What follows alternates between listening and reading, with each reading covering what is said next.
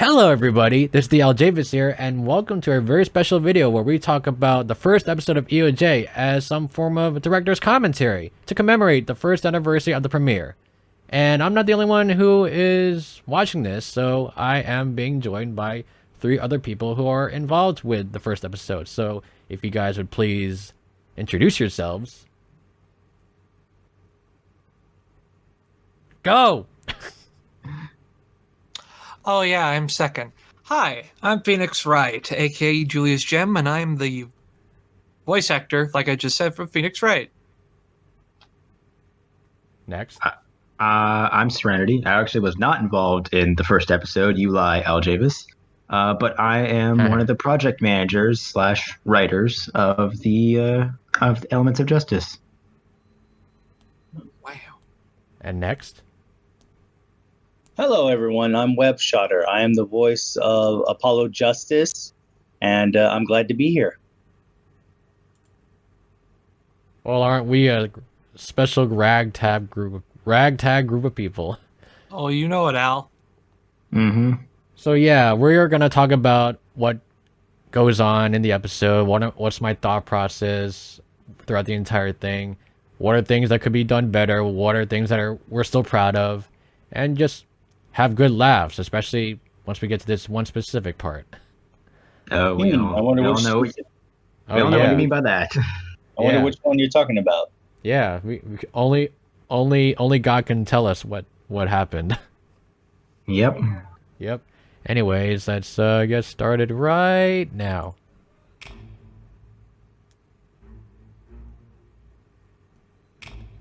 So about this cutscene, this is all drawn by me. I did draw all the ponies. I have to find like special sound effects on this website. I forgot what it's called, but it's some like website where you get free sound effects. Like these are not free though. Like I mean, yeah, technically they are because they're ripped from the game, but like, yeah. So and the music that's playing right now is from the Phoenix Wright movie, the live action movie. I did watch it. It was weird and all right. It's bizarre, just to say the least. And there's Coco. How'd you come up with the like, I guess, choreography of the cutscene? I don't really know if that's the right word. How'd you come up with how you were going to just show the cutscene in general? I just figured like I would have like the ponies that were in that one little scene where their Henny of the Hills was being performed. Mm-hmm. And I would just have them just do like regular like I'm in a play right now and this is me acting kind of poses, and I'm gonna have like with every actor being shown something. I'm gonna show like the second that's like I'm gonna have the next frame be like something happening behind the scenes, kind of like a thing where something is going on behind the scenes when everything else is fine and dandy in the stage. So It's like symbolism. yeah, symbolism. Yeah. And now making those drawings was not hard at all. Like I mean, like it's easy to draw the ponies and whatever, but drawing the humans, that's a different story. Yeah, that's always a challenge. Yep. Always. Hands are the worst. And I don't know anything about drawing, so I don't can't really say either way. Yep. Well, if you can draw a stick figure, you can still draw. I can draw a stick figure. That's about the best I can do. Yeah. And now let's. I noticed that like when I that they're like timestamps or whatever, so I added them in. If you can see, like this is scene 1. Here's scene 2. I noticed that, which I think is pretty cool. So I added them. Very professional. It's always helpful. Yeah. And now let's move on. slow text. Yeah, I wanted the slow text to like kind of like give like that detail of what they did in Dual Destinies and Spirit of Justice. I think it's a little bit faster in Spirit of Justice, but in the future episode, specifically episode 2, we are gonna have it be faster. So If you guys are worried about it being still slow, don't worry about it. It gets faster. And let's move on.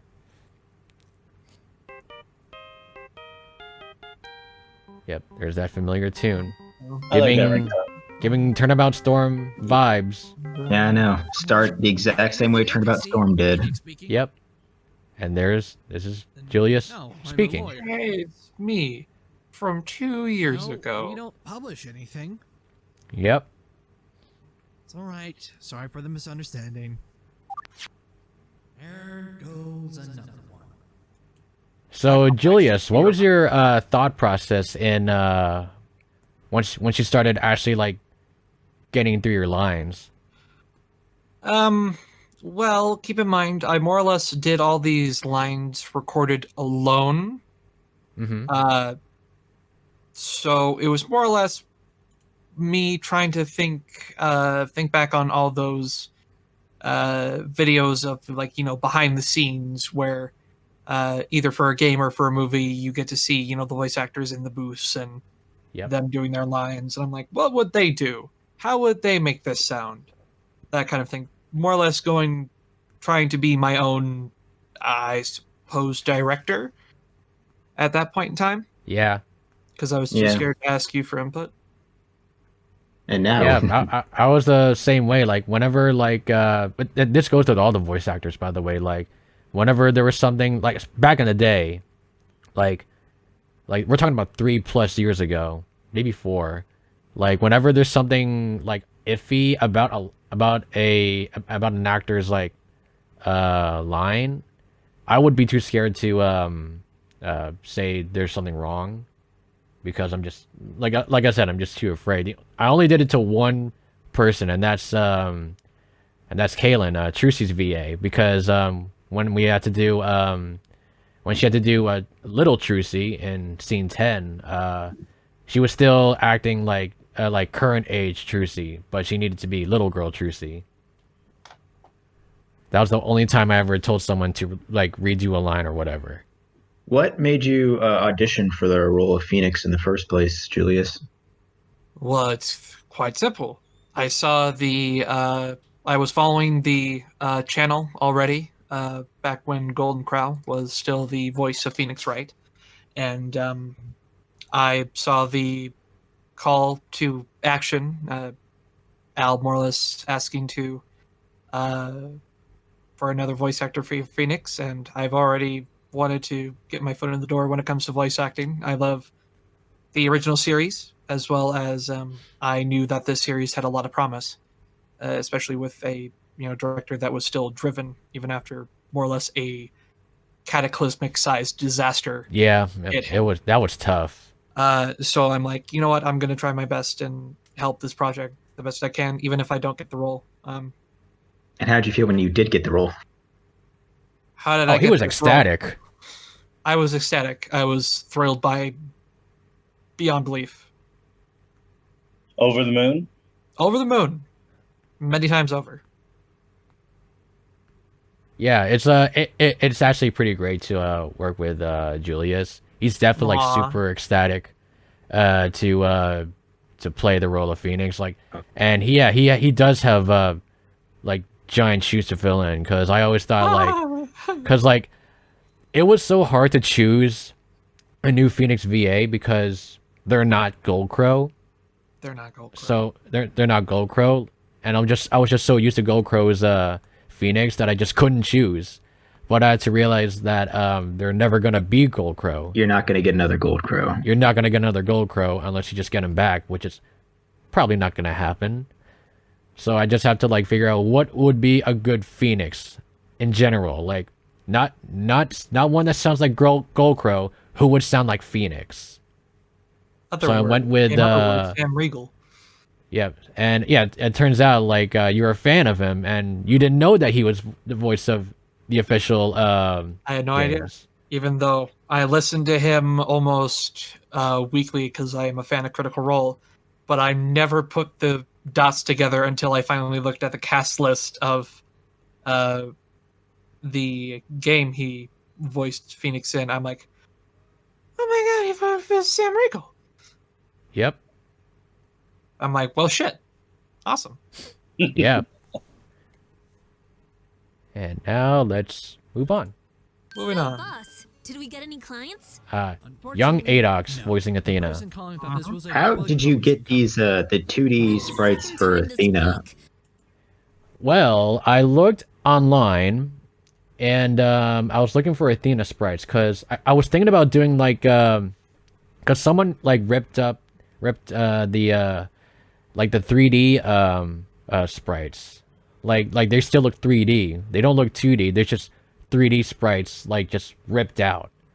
But it's gonna be way too jarring if I put them in the series. So I was like, how am I gonna find like Ace Attorney sprites that looks like the classic sprites? And I looked at this website called Court Records, and it's actually a fan hub for the Ace Attorney fandom. And I saw like a forum where they make custom sprites, and one of those sprites was Athena's, and it's made by I think the sprite maker was Rajan, and he unfortunately is no longer part of the fandom. He stopped making the sprites, and he was in the middle of making Simon's sprites, and they look really cool. There's even a video of him going on MS Paint on how he made these sprites. I forgot if I saved the video or not, but I should probably do it because I would love to save it for future reference, and maybe someone will use that and possibly like use it as some kind of like backbone on how to make these sprites. A template. But yeah, some kind of template. Yeah, and I wasn't sure if I should like ask or not. Because well, I have to ask. They're made by the fans. They're not made by the official by the official team of Ace Attorney or even Capcom or whatever. And when I looked up on how to get permission, they just said, "Oh, you can just use them. Just give us credit." I'm like, "Oh, okay, nice." But it was different for Apollo's sprites. That one you did have to ask. Wasn't it because Apollo was still currently being used and was a new character, so on and so forth? No, it's like because the Apollo sprites were being made by somebody else. Forgot his name now. I know he's in the credits, but I just forgot his name right now. But like I had to ask that sprite maker if I could use his Apollo sprites, and he agreed. He let me use them as long as I give him credit, and I did give him credit. Credit where credit is due, is always. Yeah. Sure. And you guys didn't hear it from me, but like I am working with someone in the team where here's the thing about the sprites that well, not about the sprites, like there's something actually, yeah, it is about the sprites. Like people in the comments said that they thought the sprites, despite its 2D look, it's still jarring to the MLP characters. And they're right. Like they look like very pixely compared to. They don't look like they belong in the same world. Yeah. So I am working with someone in the team where we make our own sprites, like fully hand-drawn, like HD sprites of the characters. And we have one. And we have one frame of Trucy. Nice. One frame. That's it. Those were. Just one frame, but that one frame looks really good. It does look really good. I was wondering. And these new HD sprites are based off of Spirit of Justice, basically. And I am excited to keep working on the sprites because they're nowhere near complete. We only have one frame of one character in one pose. But so don't expect these sprites to be done until like maybe case 3 or 4 at the least. It is a very low number, but you know what? One is better than none. One is better than none. Yep. Especially when they're so beautiful. Oh yeah. Where are people getting the idea that we publish books? I don't know. Maybe it's the right part. They probably have mistaken right with right. And there's you, Webshoter. Oh yeah, let's talk about you then. What made you decide to audition for EOJ? Because you were one of the very first people to audition. That's a question I got to think about real fast. Mainly because I enjoyed the work of the original Milo Pony Ace Attorney crossover. I enjoyed the original, and plus, I've been a fan of the Ace Attorney games for a while, and I was just wanting to branch out and try some different things. I played all the game. Not all of them. I played the first 3, Follow Justice, and also the what was it? The investigations one. Edgeworth, the one with Edgeworth. Mm-hmm.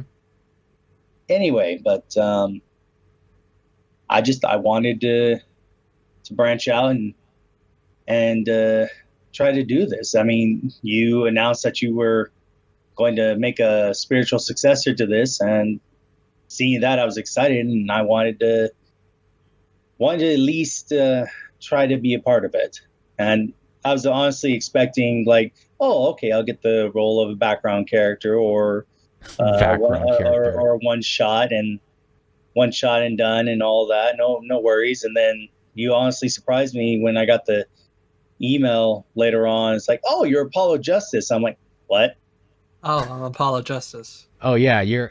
I'm Apollo Justice. Yep, I was listening to your auditions. Like, I first heard your Phoenix because like I have to look for a Phoenix at the time. This is before I got Gold Crow, and I heard your Phoenix. Like, yeah, man, it's all right.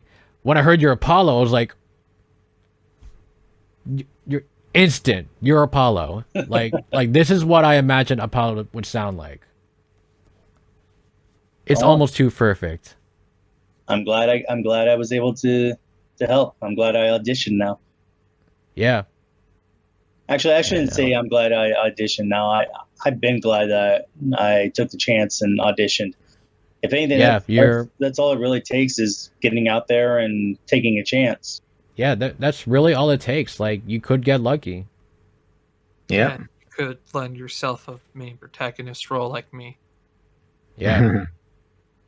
Oh, you'll get a big role like pretty soon enough. What do you just mean? Wait a little longer. This is a big role.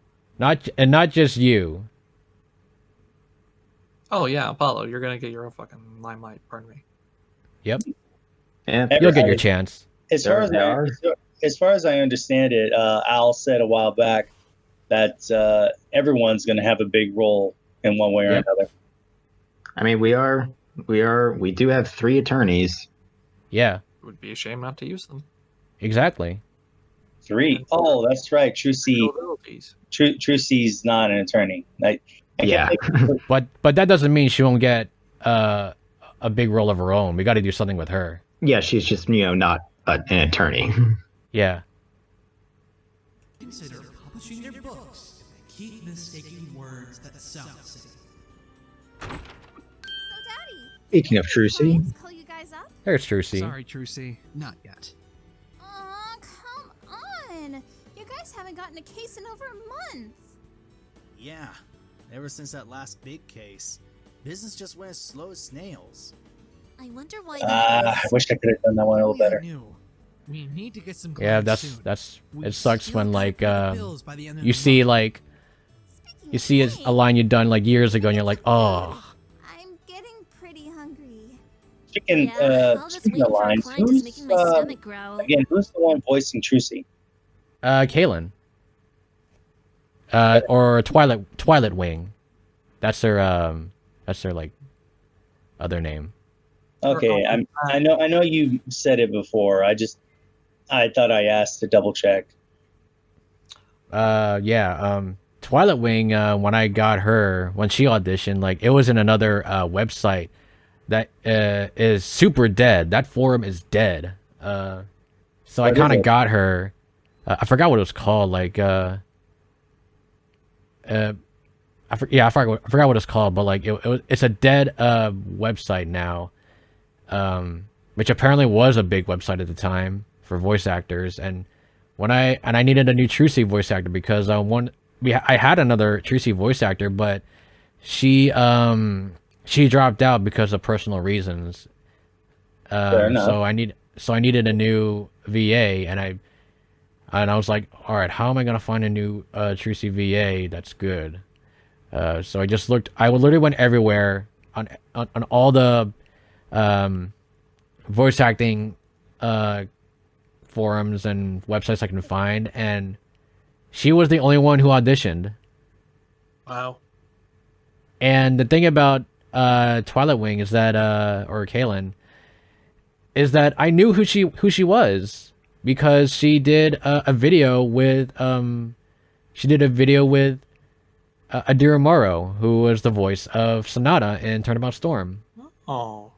And she's actually good friends with her, Ashley. Oh. And she did a video with her, basically a dub of Turnabout Beginnings. If I remember, Turnabout Memories. Turnabout Memories, sorry. Turnabout Memories, the first case of Trials and Tribulations, and I thought it was great. She was AderuMoro was the voice of Mia, and TwilitWing was the voice of Dahlia. And I was like, oh, I know who she is. I think she'll be a good Trucy, and she is. She's a great Trucy. She's a fantastic Trucy. I think what I love about this Trucy is that like she actually sounds like an actual teenage girl.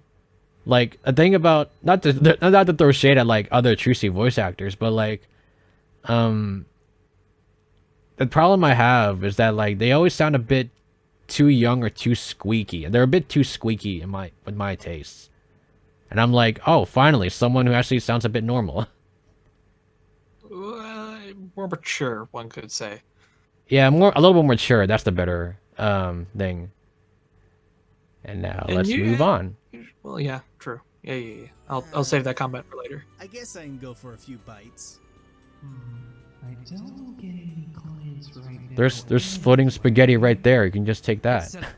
That's made of plastic. The fact that fork is sticking up like that tells me that's not edible. Just make sure you don't eat so much that you get a heart attack. It's only edible if you believe hard enough. That's not how that works. What's wrong? I can't move my body. And this is the parallel to Turnabout Storm. Yeah, there are a lot of parallels to Turnabout Storm in this episode. Yeah, I kind of have to, because like if there's gonna be like a Turnabout Storm sequel, there needs to be parallels at least in the beginning. Yeah, you have to create your original stuff as we go on. Yeah. But a feeling of familiarity is good at the beginning. Yeah. What the? I can't move. I can't move either. And this is actually like actually let's wait until they fade away. I remember in the premiere chat, everyone's saying like Mr. Stark, I don't feel so good. Which I thought was pretty funny. Good, Mr. Stark. But that the thing where they disappear with Phoenix, that's actually a reference to one of the biggest plot points in Turnabout Storm, where Apple Bloom like crashes into Sonata as she was teleporting, and she teleported with her. Yeah. And I wanted to have this included with this in the very beginning of EOJ. That's one of the questions I had when I was going into this. I was like, okay, I know Athena and Apollo and Trucy are also going to be in this, but how are they going to get to Equestria if Twilight only knows Phoenix? They tried to help me. That is a reasonable way to resolve that. And it worked. I wanted to I could think things through somewhat. You really put your mind. I know Serenity. I know you said I'm the ideas guy. Basically, I have the great ideas. I just not great at executing them well. You need a little help determining how best to execute them, but you do come up with a bunch of great ideas. And that's why you guys are here. None of which I can say here. Yeah. Do not say anything. Let's see. Just- Great idea number 1, number 2, number 3. Here's the list. Now make it good. But yeah, if you're watching this on YouTube right now, we have a lot planned. Many things. Oh, yes. Letting you know. Yes. Unfortunately, it just takes time to put it all together. I mean, it's like Yeah, it It's like- does take time. it's like cooking a good meal. You can't just throw it all together in one container and slap it in the microwave. I mean, some you can, but they just wouldn't be that great. I wouldn't say Yeah. the microwave. I would say the oven, but then that would put a lot of Russian cooking to shame. Well, nowadays it's that instant want of having something right now instead of taking the time to make it. Yeah, that's true. Yeah. And now let's move Continue. forward. Yes. Oh, great! Mr. Wright got us all killed. Yep. Hey, More well- parallels. Are we dead? I sure hope not. Guys, I think we can move again, and I don't think we're dead. I could have sworn I did that take a little differently, but I guess not. Where are we? I don't know. Wherever we are, it's huge. I actually had a different background before, but I forgot where I put that background, or maybe I lost it. I mean, then again, I had that background before the hard drive crash and whatever. So I'm like, all right, I can't find it now. So I just have to deal with another background. So, But I did find like a screenshot way later of a background that I want, but it has ponies on it, so I'll have to like edit them out somehow or have someone else do it for me. Mhm. I was getting ready to ask you that. It's like, are you planning on trying to find it again and then inserting it later on, or It will be added in case 2. At least I'll start putting the new background in case 2. because extremely minor spoilers, this is not going to be the only scene in the castle. Yeah, duh. Surprisingly enough. I'll second And now let us move on. What's with No, it was these not doors? expensive at all, Apollo. Is this supposed to be a Kinda king's wasn't. castle? It was kind of for free. It was for free. Shouldn't there be at least a king and queen? Maybe the other throughout most of this scene, after watching it the first time, I was getting I kept getting a lot of the first Phoenix Wright vibes from it, because you would end up in a new scene and they would explain a lot of the stuff behind you that you couldn't see. Yeah. Yeah, oh yeah, that does make sense. Oh, hey, look, it's a Twilight. Look, it's Twilight. It's the cute Back- Twilight. Back when EmoGak voiced her. Mhm. And it's the old rig. And the old rig. With the fading eyes. Yep, the fading eyes. I heard it talk too. Excuse me, but I happen to be a pony. Oh, it's totally talking. Don't you remember me? Let's talk about EmoGak for a little bit, because she was also one of the very first people to audition, and EmoGak was actually my favorite Twilight when I first got into the fandom. Like I heard a bunch of her like comic dubs and whatever, and when I saw her audition for Twilight, not just Twilight but Rarity too, I'm like, my heart. That's like I felt like I got a big name, well, a big name to me into this series.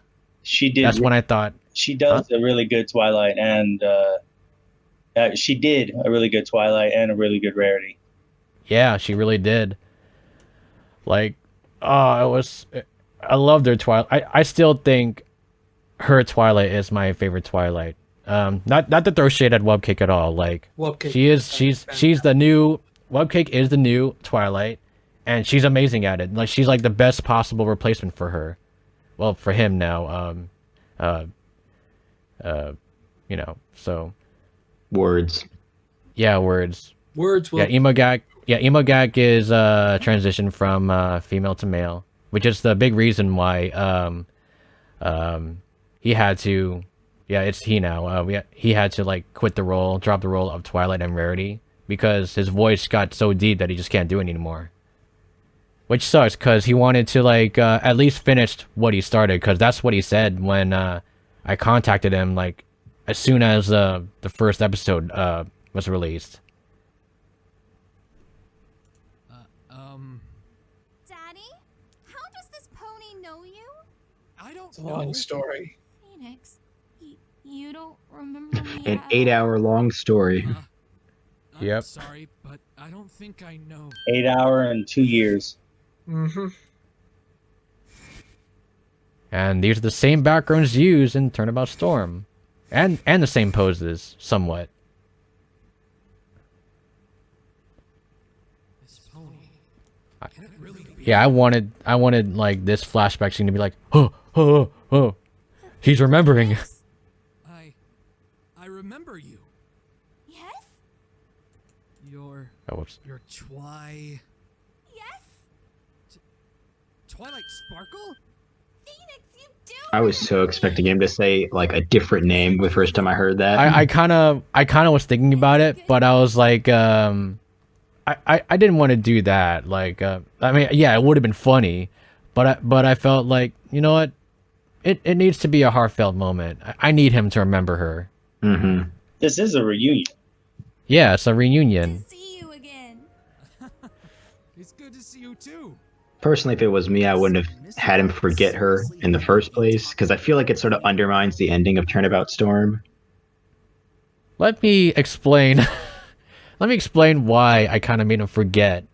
I explained it in. I can help with all of this one. Yeah. Yes. Do it for me. You're my attorney. I am his attorney, and as his attorney, I will speak for him. So, as you guys all know, if you've watched this episode and will be coming up here soon, there was an immense amount of time that passed between the first series and this one. And through that time, Phoenix has been through an incredible amount of trauma, to say the very least. So it is still, it goes from hard to believe to, I would say, questionable that he wouldn't fully remember. But as, you know, we see, it only took something like seeing Twilight for the first time to fully get those memories back up and flowing again. But I believe we discussed that, I forget what game it was, but at some point he gets, you know, flung off a cliff. So That's Turnabout. Trials and Tribulations. Trials and Tribulations, which I believe we agreed that it did not take place. He falls down from a collapsing bridge that was on fire that was struck by lightning. Yeah, so, and that would, you know, more than likely pose some mild brain damage, maybe. Oh, wait. Before that, though, he did get hit in the back of the head by a fire extinguisher. Yeah. In the beginning in the first case of the second game, where he literally ends up with amnesia. Yeah, but that would have happened before. But that happened like before Turnabout Storm. But the thing is, that means that his memory is plain fast and loose to begin with. Especially with everything that goes on in every single game up until this point. It would be incredibly taxing on the mind.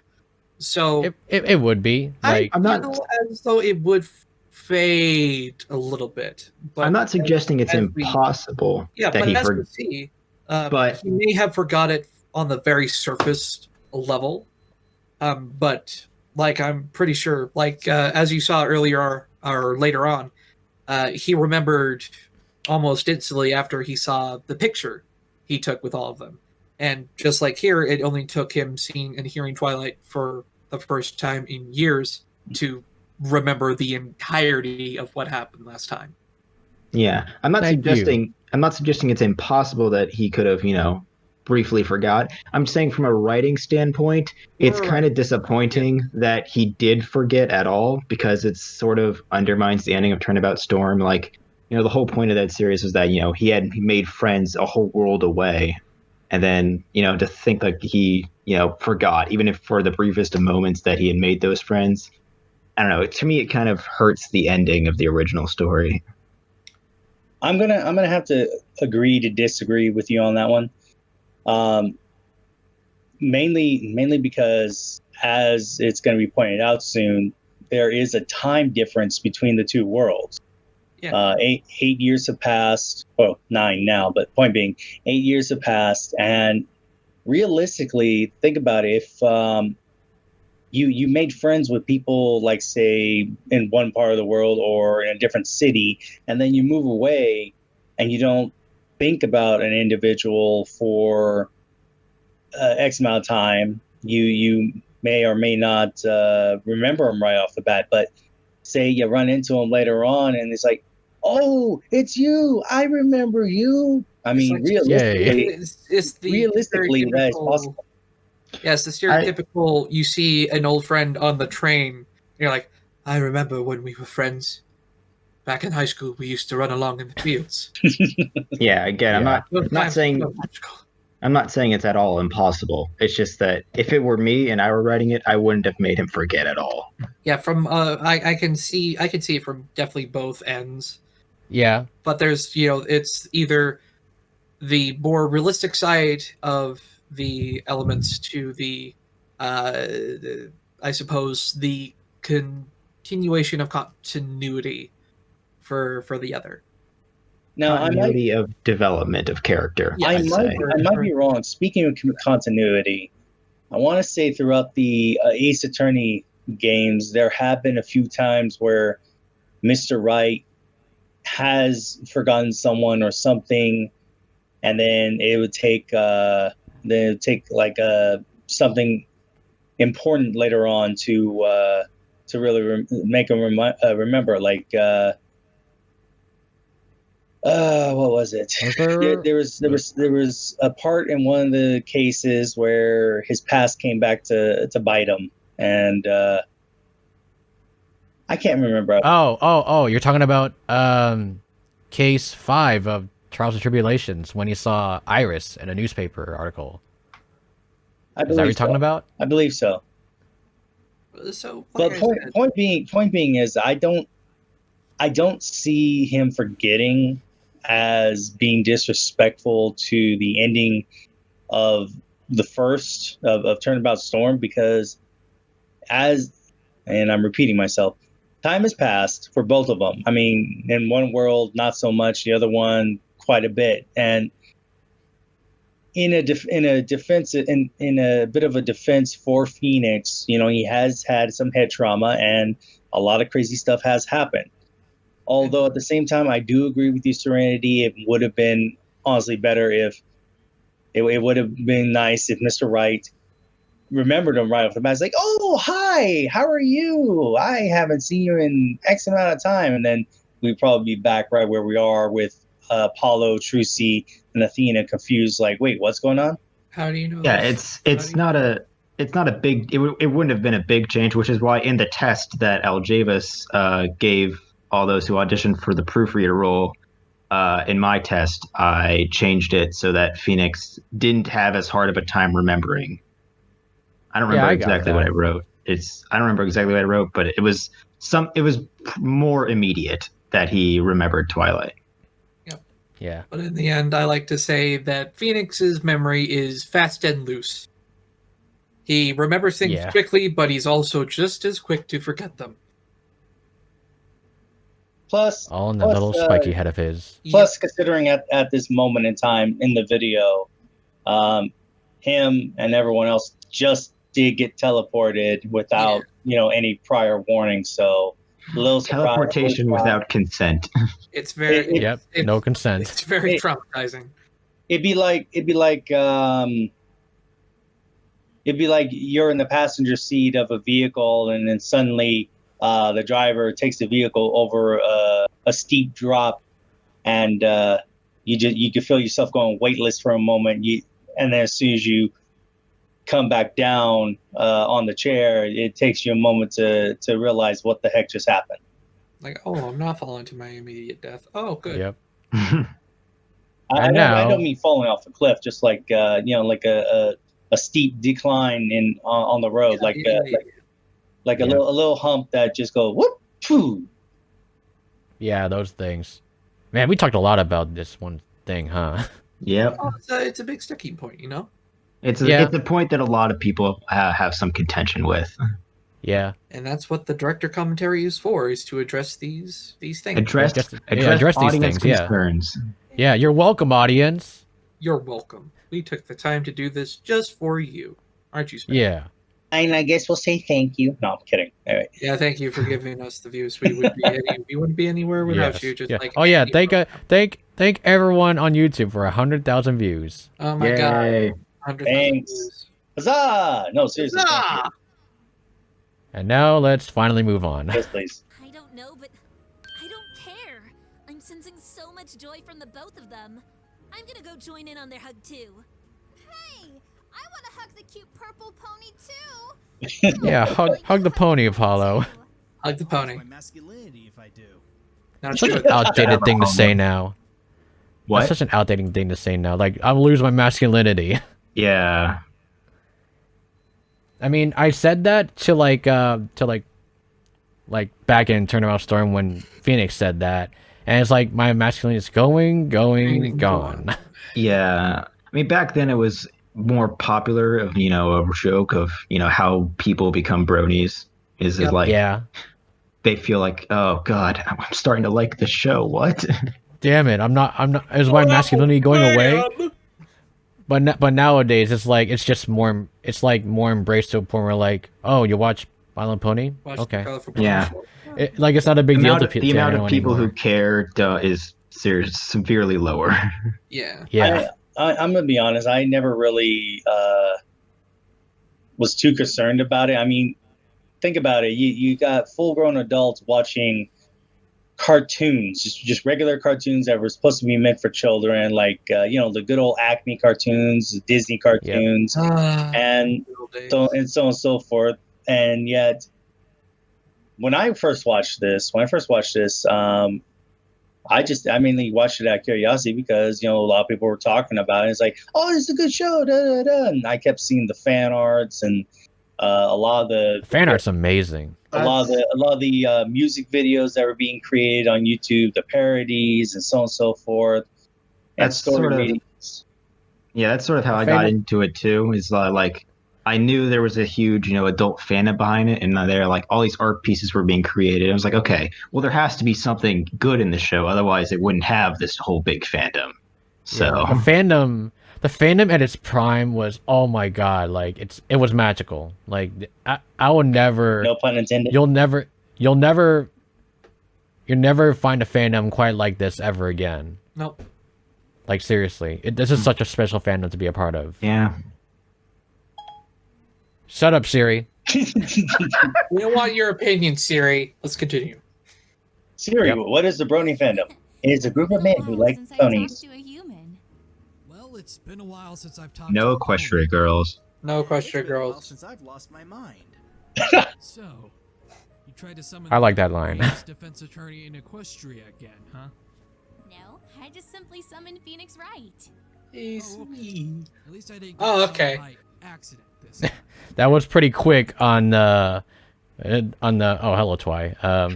He was You pretty did quick it with again, Al! thing. What? You summoned all the sultry eyes. You seem to have a talent. This is not sultry eyes. That is totally sultry eyes. What do you mean? No, I missed it. Forget it. I'm not gonna try. Don't wait, try. I think I can try. No, There you go. Oh God, why? Anywho, you were saying. But like a thing about I'm at a point of watching this entire episode where like because remember I was the one who wrote the script. I didn't really get any help. I mean I did get somewhat help like with these old proofreaders I had, but like all they did was say like, oh, it's good. It's pretty good. They didn't say like what's flawed about it. They didn't say what could be changed. I just took their word for it and said, all right, I guess it's good. I'll just give it to the voice actors. And then you Big mistake. then you asked for proofreaders, and so Yeah. so we came But along. this time I made sure to like ask for proofreaders, and way too many people wanted to be proofreaders. All they wanted to do is just like read the script early. So to make sure that you actually deserve to be part of the team, to be one of the proofreaders, well now writers, you have to go through a test, and some people declined it because it turns out they didn't want to be writers, proofreaders after all. Either that, or they tried and then it just ended up being too much work for them. Yep. Yeah, that too. Commitment, hard thing. Yep. And 5 people came on top. Like you are one of them, Serenity. Like, yep. You are actually, I think, like the strongest one out of all of them. Thank you. I did change the script like a lot. I mean, yeah, you made big changes, and a lot of them I agreed with. Yeah. The new script's so good. Yeah, that's so good. That's also my fault. Yeah, it's so good. The rewrite is thanks to Serenity. So everyone who, if you have anyone to blame for why it's taking so long, blame him. And why it's turned out to be so awesome. It's way better.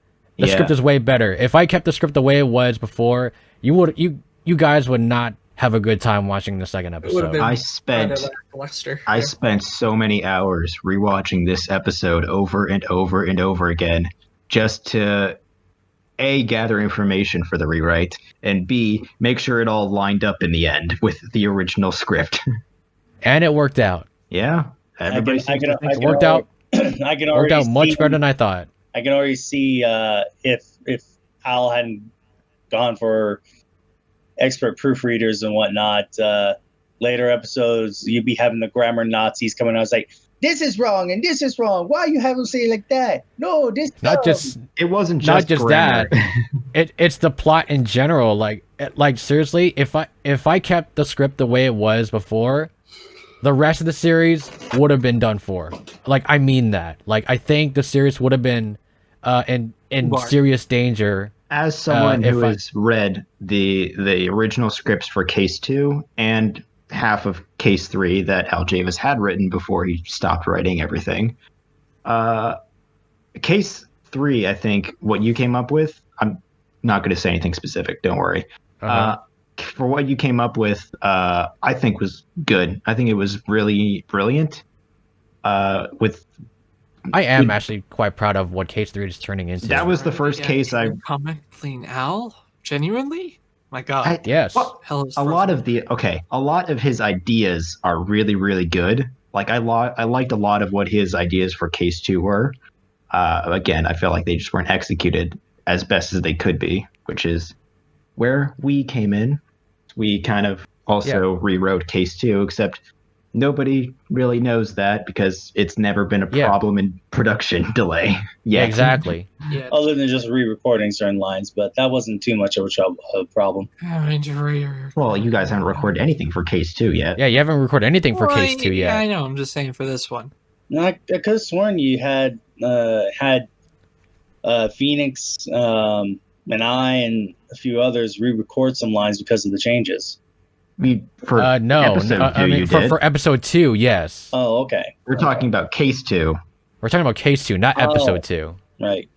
Yeah, we went through a major rewriting process of Case 2 as well. Except nobody but us, the writers, know that because it hasn't been the focus of any sort of production. Yeah. So it's only been worked on behind the scenes. To give you perspective on how big of a change the second episode was, the trial, the original script was 17,000. The rewrite was nearly 40,000 words. You just said numbers. 17,000 words in the original script, nearly 40,000 words in the rewrite. It got way more epic, way more detailed, beefy. way better written. It's the beefy boy. But yeah, like, I'm happy we went through the rewrite. Yeah, I think I could tell for the original episode 2, or at least for the entire Case 1. I feel like you knew what you had to do for Case 1. I can tell. Yeah. But you didn't know what the actual case was going to be. How to get there. Like, I can't really say anything specific without revealing anything. But you knew what you needed to do in Case 1. You just needed help on the mystery part of it. Yeah. A little nudge. Same thing with case 2. You knew what you needed in that case. You just needed a little help with the mystery for that case. I'm just happy that you liked case 3. I do like case 3 a lot. At least the half of it that you wrote. Well, that is far into the future. Let's focus back on it. It is far into the future. Yep. Let's move on. Hey, wait. Twilight? Do you have wings? Oh, you noticed. Yes, I do. I want to make sure those wings flapped. You were just a unicorn. Well, I received the title of princess a few months ago, and Princess Celestia gave me wings to go along with that title. So, And she's so happy about it. Wow. Congratulations, Twilight. It's like she went from a mere mortal to a goddess. Oh, it's nothing big. After all, a title is nothing more than a title. This is another thing I changed in my test script, is that I feel like Twilight's a little too nonchalant about her new title. So yeah, in the test script, I changed it so Twilight seemed a little more concerned about her title. I did. Looking back, like she's. I don't remember exactly what I wrote. It was something like, "Well, I'm pretty sure it's going to be a big responsibility, but as long as my friends are with me, I'm sure I can handle whatever comes my way." Something like that. I think that's what I wrote. A very Twilight line. Yeah. Yeah, that is a very Twilight line. It kind of, but like when I wrote this like 4 years ago, like I still, I was kind of new to writing, which is probably why it's pretty flawed. But you always got to start somewhere. So, but I did learn a lot about the flaws of this script that kind of carried on to case 2. But case 3, I was like, you know, I'm gonna change up how I'm writing this, which is probably how I impressed Serenity with case 3. Well, I mean, I do still have problems with the script you wrote for case 3, but I figured the mystery. Don't get ahead of yourself there, Alex. Bring it down a couple notches. Hey, listen, I was just happy that he liked it. I remember when you sent it to me, and you were like, "Oh my god, you actually like this one?" Yeah, that's what I said. I remember saying that. And now I always felt so bad because I always kept replying to Al like, I mean, this is good, but I feel like it could be better. And I was like, God, I feel like such a jerk. It was a bit demoralizing, but like at the same time, I'm the kind of guy that like would just take it because I knew I wasn't like an actual writer. Like I never like took the time to like work on my craft and whatever. Shut up, phone. But like I figure like if you know what you're talking about, then I'll go by your word. And I have like 4 other people that I would consult with because they're better with writing than me. So yeah. So there's nothing wrong with listening to you guys. Mm-hmm. You have us for a reason. Yeah, exactly. Now let's move on. Yes. So, boss, think you can fill us in on what's going on? Boss? Sorry. Guys, this is Twilight Sparkle. Hello, Twilight Sparkle. By the way, what's that tattoo on your butt there for? What? I got it in Vegas. Oh, yeah. No. It's my cutie mark. Cutie mark? It's a mark that shows what your special talent is. Mine represents my expertise in magic. Magic? I'm an expertise. That's error right there. I'm expertise in magic. I'm an expertise in magic. Not an expert? I guess Not an expert. Trucy is an exception. That's right. I'm great. My name's Trucy Wright. I'm his daughter. You have a daughter? It always bothered me that no one corrected that she was adopted. So, who are these Yeah. up to? There are a lot of things that I wish that I fixed, but it's too late now. Well, you do have future episodes to add in some of these details. Mm-hmm. Yeah, I did I am gonna do that in later cases, specifically case 2. I will say this: it did get addressed in his original script for case 2. Is that he did correct it to be adopted daughter, but it was weird to me because like, oh, why did you wait until now to correct that? If anything, though, when you do finally add in the whole adopted part. The one thing that, sorry, I had a thought. Now I lost it. It left. Goodbye, Ah. thought. Goodbye, thought. Okay. Be gone, thought. The only thing I'm gonna say, writing wise, is that try to make it sound as natural as possible. Is like, oh yeah, Trucy, her father disappeared, or something. Somehow it gets brought up, and they're like, wait, you said, are you his daughter or not? I don't know. You're the writers. Yeah. I'm not. This is why I read what's in front of me. Getting information across naturally is not always easy, because you have to say something, but it's like, how do I bring this up in casual conversation? I'm just especially when the best. I am an adopted daughter that and my father like disappeared one day because apparently my entire family is really shitty. I mean, we don't need to know that much. I mean, but they kind of confirmed it in we SOJ. were just talking about the weather. I didn't bring up anything about your family, but okay, we'll talk about that now. Yeah, the best time to address it was here, and now we've got to find a different way to do it. Yep. I have a question. Move on. I have a question that I don't know if anyone later on down the road will ask, but will Trucy have her amazing puppet? Mr. Hat? Yeah. Mr. Hat? I do plan that. I don't know how. Like, remember, we're remaking our own sprites, like our own like HD sprites. So making that one, unless we're just gonna do the the fade out or whatever, and then he'll show up or something. Because I don't know if we're gonna do the actual animation of him coming out of Trucy. Okay, fair enough. It certainly would be a source of many jokes, though. Many jokes. But I would like Mr. Hat to come out. I don't know when he'll come out. All I know is that I want him to come out. He's been gone since like Dual Destinies, and he only appeared at the very end of Spirit of Justice.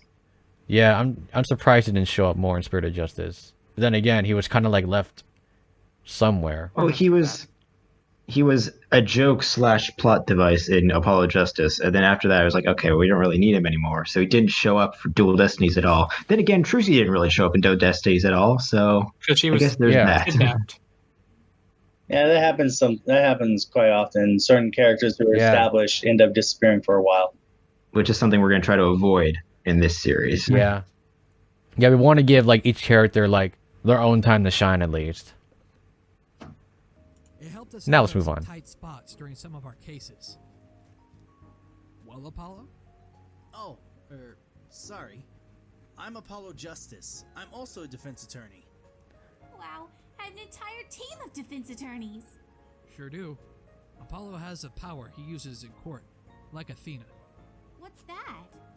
Well, God, that line I is have so a stilted. sense of sight, so I'm able to perceive even the smallest nervous habit. Oh, here we go. Not the dogs. I hate this line so much.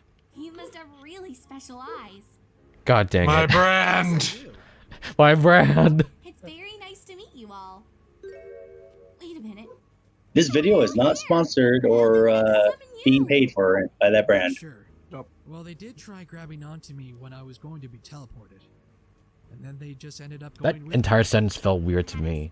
It hate my writing. It is weird. Something gives physical contact to the subject that's being teleported. This sentence too, like this entire writing, like every time I hear my writing, let me stop for a second. Every time I hear my writing, I just cringe. Like it's been a year from now since the premiere, and at this point, like I just cringe at every single sentence that I've written. Like I'm not cringing at the voice actors, I'm cringing at what I wrote. Yeah, we do that enough by ourselves, Al.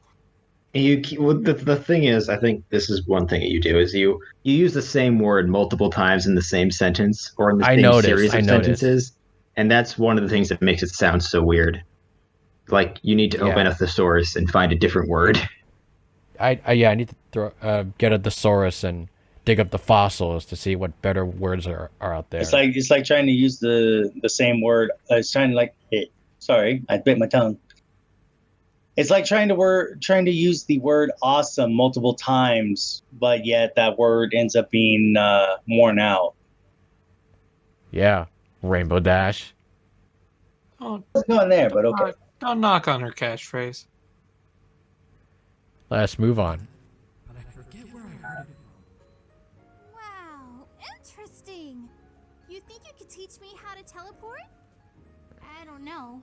I've never taught a human magic before, but I guess I'll teach you a thing or two. Wait until Spirit of Justice, Trucy. Yeah, wait until Spirit of Justice. You'll Mr. learn. Wright, how do you know her? Or just watch The How Prestige. do you know It's a this long talking story. pony? That too. Oh, that's right. I didn't explain it yet. You see, a little over 8 years ago, I was summoned by Twilight. Technically 9 years. 9 years. Trying to summon the greatest defense attorney in Equestria. I flopped that line so bad and you still used it. Listen, I was too afraid to ask for redos. Jeez. The pain. Oh, God. This does not feel right coming out of my mouth. I must find a way of saying it differently. Just move on. can't. But it's too Move late on. now. Move on now. Move on now. I'm moving on. Wait, did you say 8 years ago? 9 years It's ago. actually been 9. It's actually been 9. Since I summoned you. Huh? How? It was definitely 8 years for me. 9 years. No. I guess because we're from different worlds. This is another point that goes off by way too quickly. Yep, yeah. Just shrugged it off right there, huh? I do want to talk about this Guess part that actually. explains Like, it. No other question they needed. 2 different rules, 2 different I do time wanna zones, talk I about guess. this. Okay. The time thing.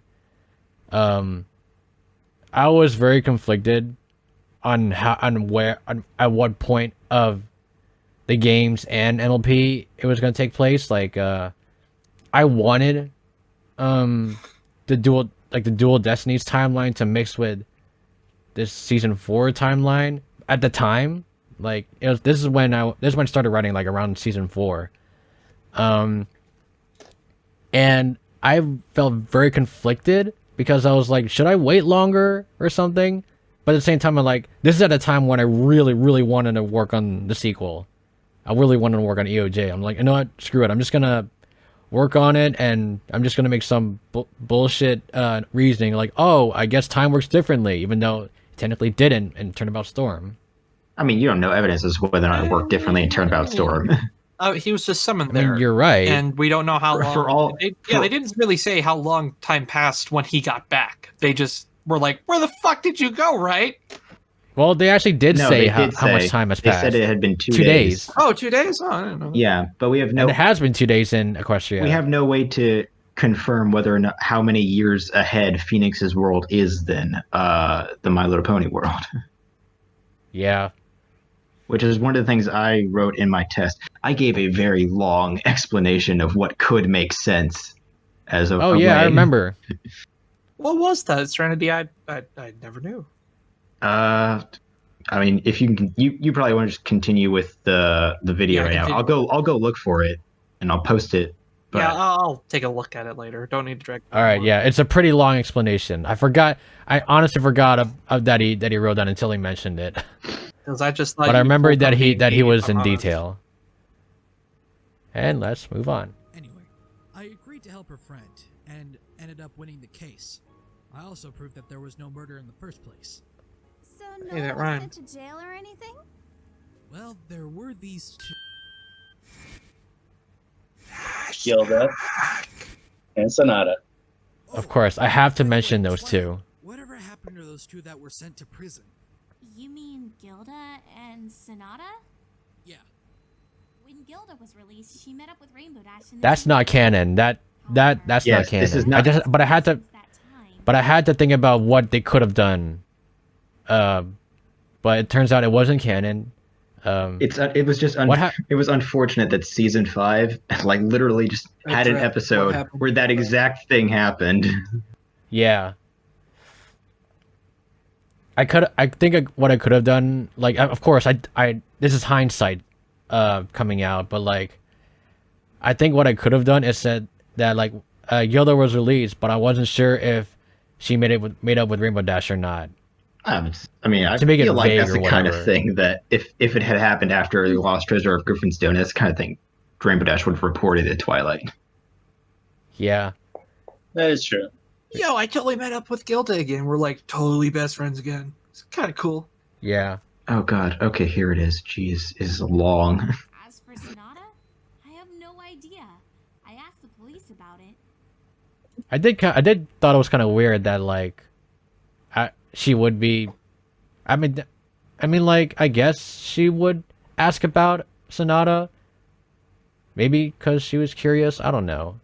I mean, like looking back at it, I thought it was kind of weird that she would ask, but at the same time, like knowing what I know, I feel like you didn't have to name drop Sonata here because I feel like the only reason you did was to be like, hey, set up for later. Pretty much. Set up or tie in. Because it's obvious she's going to come back. You have her on the poster. Yeah. I could have just said like, yeah, I'm clearly setting up for something. But at the same time, I could have been like, as for Sonata, I have no idea. And just left it at that. I have no idea. I mean, you name dropped her, and it adds a bit of mystery. It's like, yeah, I like the way you wrote it. Still leaves a mystery, but it adds more detail that Twilight asked about. Whereas, just as for Sonata, I have no idea. Still leaves that mystery. Yeah. And let's move on. It was time for her to be released. The police asked her what she was going to do now that she is out. But she just looked back and told them, I'm going to help out all those who need it. I always wondered what happened to her. I wonder too. Now that we got that out of the way, I'd like to ask you something. Enough exposition. Onto the plot. What's that? Yep. Why did you summon me? Let's get to the root of the problem. Except that root doesn't exist anymore because that tree is gone. The poor bees. Rest in peace, library. All right, there you go. So If you look at the voice channel chat. That's long. named Rarity? Rarity? Yeah, she's Rarity? Okay, that does sound a little odd right there. Do you remember some pony named Rarity? Rarity? Yeah, she's Twilight. Twilight. Of course. Thanks, Twilight. I still can't believe some people thought that was real. I know. I loved it. Oh yeah, it was definitely fun. References. Definitely like a reference of Yeah, this is one of the Storm. references to Turnabout Storm I really appreciate because it, Phoenix made the same comment to Rarity, and have Trucy make that same comment just, shows that sort of father-daughter bond. I know. Yeah, that's what I wanted. And plus get that little silliness to Trucy that she always, the kind of comments that Yeah, it's in character, and it shows, she's really like his daughter. Adopted daughter. Adopted daughter. But yeah, he's rubbed off on They're probably asking like, why does she have brown hair and you have black hair? It's a long story. genetics. Hey, People who what are matters? related can have different colored hair. Yeah. But what matters is that we both like the same Love color. each other and like blue. Yep. Oh hey, you're Rarity, right? Oh, why did I change my voice for that? Remember me? I sure do. Listen, I remember you. I had no, using my suit when it got ripped up that I gave myself no options. Yes, I do remember that. There's another talking pony? We're in a world of talking We ponies. are in a world filled with ponies after all. So there's a lot more of them? Yay! I can't wait to talk to each and every one of them. Oh, why hello there. Who are you exactly? They're friends of mine. This is Apollo, Athena, and Trucy, my daughter. God, A trio shot. You have quite the team. Simultaneously. It was really weird. You have no idea. Yeah, I know. I was kind of lazy when it comes to like varying their poses. That's why like in episode 2, I'm gonna vary them a little bit more, just a little bit more. It's one thing that kind of bugs me just a tiny little bit. Rarity's the only one who's not reacting to Phoenix having a daughter. Yeah.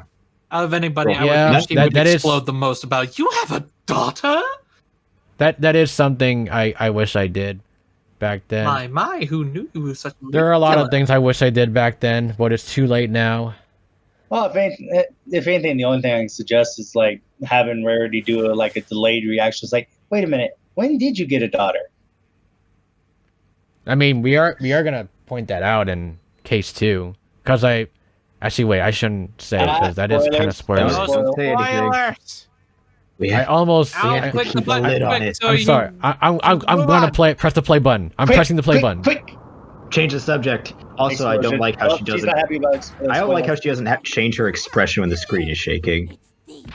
Like when Yeah, I first that's watched something I that, forgot to do. I literally thought there was an earthquake happening. I was like, Okay, what is what? You almost ruptured my eardrums. It's my friend. What about your friend? She's been accused of murder. She pommeled someone. Ha! I thought this place was supposed to be. But Lol, lol, lol, lol, lol. It is I supposed to get be it. She peaceful. pommeled You someone. to defend your friend then. Yes. Nah. She didn't do it. She wouldn't hurt a fly. How could any pony like her do such a thing? I need to go talk to her first. I'd like to know how she's involved in this murder. So, where's your friend now? She's in the Manhattan Detention Center. Manhattan? Where's that? It's up northwest from here. It's the biggest. Northeast, city in actually. Washington. We need to go there using the train. Your geography. So many right? mistakes. Have any money? Literally, all you had to do was look at the map, Aljavis. I shall take. I did look at the map. I guess I was just dumb. You just didn't know the difference between west and Might east. I ask? I guess so. I thought it said Weast. Weast. Doesn't have the heart to do so. You go Weast from here. Also, Phoenix, why are you questioning someone's innocence? You know. how You're the dare one who you, was- Mr. Wright? You're supposed to find out everything first. Well, you know, that's. I guess- I don't know. I guess to be fair, like I was still kind of new to playing the game, so I wasn't super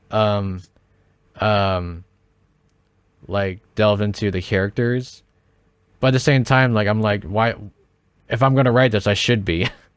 Yeah, Man, I and just read what was it just feels weird to have Phoenix like just question the faith one of his friends has in their own friend. Yeah. I'm Mr. Wright, and I'm here to say, are you sure your friend's innocent? Do not speak for me, Apollo. What's going on? Okay. Let's Oh, you go mean to like the- that tiger character from the second game who impersonated you? Well, Don't Or third game. remind me. Castle. You mean Wabnyar? Come on, really? Yeah. Well, no, not Wabniar. We have TV to pass the time, you know. The How would you know there's a TV though? Seeing the city. It could be fun. Yeah, Daddy, don't leave us here all bored. I actually was going to have all three stay when I first written it, but I'm like, because like I felt that if I brought them all in the investigation, I would be like, all right, there's just way too many people in this investigation. There are way too many but people in like- this investigation. But at the same time, I'm like, I need characterization. I can't just bring these three other characters and just leave them somewhere in the back room or something. You need to familiarize the audience with who they all are if the audience doesn't Yeah, already exactly. know. So it was pretty tough, like writing this case with everything that's planned. that is so. that is honestly a pet peeve of mine on some writings I've read, where it's like, oh, we have this character, this character, this character, and even some video games they do that. It's like, oh, we got these characters, and we're not going to explain who they are until like maybe the last 10 minutes of the story / video game / movie. Yeah, pretty much. So, but I'm glad to see that you at least decide to have them come alongside way the audience and the characters of this world could get to know these new people. Not to mention. Yeah, I would. I think you balanced the dialogue between them very well. Yeah, not to mention it would give them the perfect Did I? opportunity to, to show how well they work as a team when investigating a singular crime scene. Yeah. Yeah. So I think you made the right call, Aljavis. I'm glad I made the right call because I don't want to leave these three alone somewhere. I had to let the people know who they are because I know that there are people who watched EOJ, never played the Ace Attorney games. There are even people who never even watched MLP who watched EOJ. So it's like, oh, I did the same thing that happened with Turnabout Storm with me. I'm like, that's flattering. Yeah, I hadn't played any of the Ace Attorney games when I watched Turnabout Storm. I'd only watched MLP. Same here. But then I fell in love with the Phoenix Wright franchise. I'm like, oh, it's so good. Mm-hmm. For anyone who's watching this right now, I recommend it. Go support the I recommend the games. I recommend the games. I recommend the show. I recommend everything. Support the official release. And if you don't like the video games, if you don't like the anime, but you still want to check it out, definitely pick up the mangas. Oh, yeah, the mangas are really good. Especially the investigations mangas. Support the official release. No advertisement. Let's move on. Okay, you guys can come too. Rarity, do you think you can pay for their tickets as well? Not a problem. Sure thing. I got bank. Elements of generosity. Yeah, nothing but a bunch of neon-colored equines everywhere we go. You were complaining, Apollo. I want to make sure that Apollo is just fed up with this. I want to make sure that he felt the same way Phoenix did in the first game. I liked. Hold on. I like what. So good. Uh-huh. I liked what you told us to consider whenever writing one of these characters. Hold on. God, it's in the other channel. I'm going to go find it. Oh, wait. I think I know what you're talking about. Phoenix is just used to this. Trucy is all about this world. Athena is interested in this world. Apollo wants none of this world. Phoenix is just used to it. Apollo isn't having it. Athena is intrigued by it. And Trucy is infatuated by it. There we go. So does it mean later on Apollo's just going to be the killjoy of everything? Yes. Apollo's already the killjoy of everything. Mr. Straight Man. But that's the charm of Apollo. He's just like, what am I gonna do with this shit? He's the normal one. He's the normal guy. Yeah, I do. Who apparently has a very screechy voice when he screams. Yep. So he's not normal. He loves to shout. He has one little character quirk. That is the one character quirk he has.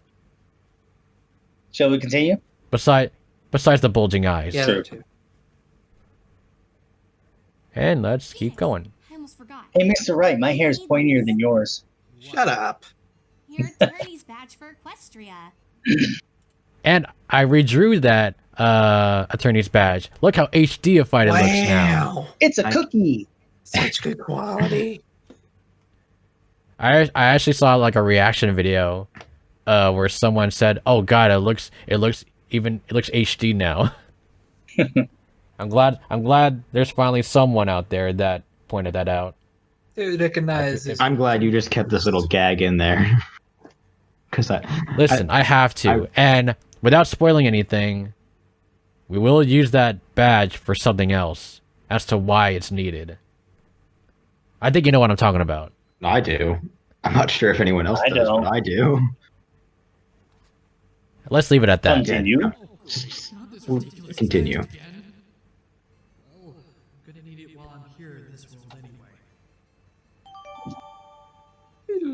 First item added to the court record. Yep. I love that sound still. Did you ever actually make a real court record? The what? Did you ever actually make a court record for the description? I didn't yet, but I will do it for episode 2, because I know that one of our fans are like, of VOJ was like, why? Where's the court record? I need to know need to know what's gonna happen in the next episode. No, I need to theorize. The theory channel is gonna explode again once episode 2 comes out. Oh yeah, by the time episode 2 is ready, the theory channel is gonna blow up. Reading the theory channel is so much fun. Lost my mind while it is so much fun. I'm sorry? Just like how I lost my mind after reading that script. Oh yeah, that's right. You voice lines without having read the script first. And then you get to point. Oh yeah. And you become very emotional. I become. I think that definitely helps with the performance. It helps. It really does. You play a very emotional Phoenix. I was very fired up. Yeah. But let's not spoil anything. Let's keep going. Athena. Yep. I only have one with me. Aww. Why does Mr. Wright get all the cool stuff? Is that the protector? Let's go to the. He's the main character. You're nothing. Technically, they're all main characters. All four. Yeah, of them. but who's more main than the other? Depends on which game you're playing. Get it? 'Cause Speaking of Maine, 'cause welcome it's to Manhattan. This place is huge. it's a joke. Truly is a wonderful place, isn't it? It's a joke I'm proud of, though. And of course, Rarity is going to be enamored by it. I mean, Manhattan's pretty freaking cool. Taxi. What are you talking about? There's one down There's there. Taxis everywhere. It's best not to talk about it.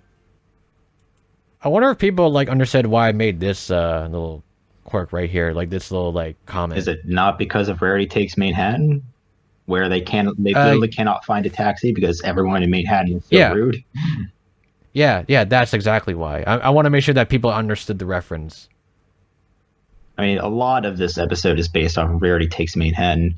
Even the fact that the case was supposed to be in a fashion show, not a theater. Oh yeah, I should actually talk about that When we get to it. When I first wrote, or we can do it now. Or we can do it now. I'll do it right now. When I first wrote Case 1, it was originally called Turnabout Fashion, and I was originally going to have it take place in a fashion show instead of a theater.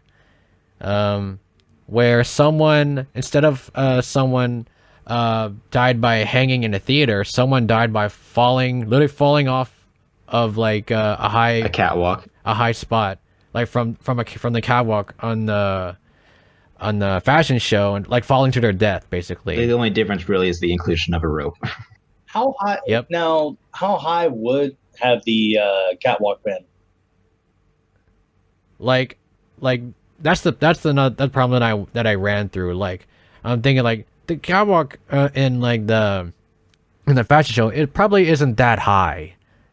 And when I went to look at the theater, I'm like, that one's higher, but I don't think that would kill someone. Ew. So I thought about like what could I do to make sure that they die?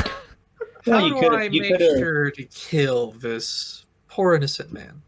You could have found a way of having the outfit have like a poison dart or attack attached to it, so that way the individual who's wearing it, is poisoned while walking on the catwalk, and then the designer gets blamed for it, even though it was someone else. That would be interesting, but it's too late now. But it's too late now. We've already established our method of death. Yeah, we already established that I would rather have someone get horribly hanged. Horribly, terribly hung. In front of thousands of people. Hanged. Hanged. Let's move on. Don't upset the writer. I'm sorry. This comment was a bit iffy because, like, yeah, she is making money. Even though it's made out of literally gold. True. It probably was made out of gold. I think you were more than close enough to getting a sports car. You just even if it's made out of like fool's gold or something, you could have exchanged them for gems and brought those back to your world, because that's also a part of equestrian currency is gems. At that point in time, yeah, that is true. If they paid me in gemstones, man, I would be loaded. And apparently you would buy a sports car even though you can't drive. Hey, look, man, I can dream, okay? It's why I want a sports car. Not so spoiling anything, but now I just figured out how it connects to Spirit of Justice. If he was paid that way. Continue. No, don't continue. Can't say anything. I'm not going to continue, but I'm just gonna say that much. I just thought of something, and let's go. Everywhere we go, all of these ponies are. I'm just gonna hint that for the audience. That's for the theorists in there. Slowly for everybody except me. Yep. You weren't. You were the judge as well. It's right down the street. Does the judge hide? I think about it. Which is literally just right there. Literally everything in the city apparently is just right look, here. Me and Al. Yep, Yep. There's Julius voicing that guard. The white one. Let's show us your badge, sir. And show us your badge, sir. Permission granted. Go right ahead. Hey, what about us? Sorry, but it's I'm pretty sure people understand why this moment happened. If you played Dual Destinies. Yeah. I'm afraid afraid that badge isn't legible for this town. Isn't legible for this town. It's shiny and official. I am not going through this again. This is why you need a dictionary, Aljavis. She gets upset when she doesn't I get know. what she wants. All you had to do was switch around some letters. I'm not some spoiled brat, you know. I know. I should have. Why am I so dumb? The one time you don't make a mistake in your little text boxes. Guards while you're gone. Hey, I'll flip you if that's what you want. Apollo, run! She's about to lay you Run, out. Apollo. Phoenix is like, all right, I'm out of here. All right, I'm out. Yeah, I'm out of here. All right, I'm gonna head out. I like how you have the British, or rather English spelling of theater, but the American spelling of center. Well, I felt that theatra, like, it felt more fancy, Equestrian. I guess. Okay. That's why I spelled it that way. You spelled it because you thought it was fancy. Do you actually spell theater that way? I've been spelling it that way ever since I was a kid. Like that's just how I was. Because I had to literally teach myself to spell theater that way, thanks to you. When we were writing the new script for episode 2, yeah, I had no idea reminding that myself that you spelled it that way. I was like, God dang it!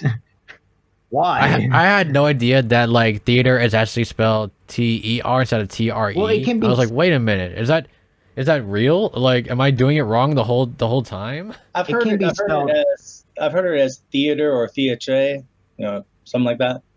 Theater with the TRE is the English way of spelling it. And this is English. No, you have the American spelling of center. You have the American, and then you have the English, as in British. Yeah. Of course, the Americans would dumb it down. Of course we would. We're simple. We're very simple creatures. Yeah, we're simpletons. I mean, look, Governor, we just came from, south of London. We weren't, all that well talkative, No matter how many times I come in here, it always gives me the creeps, even if it is in another world. I wonder where. I bet you that guard took offense to that. You talking shit over there, boy? That's what he sounds like. Are you supposed to be Rarity's friend? That's probably what would he sound like? He would sound like. Are you okay? I'm fine. It's just that I have a headache for some reason. So, what's your name? Coco Pommel. Dang it. Coco Pommel.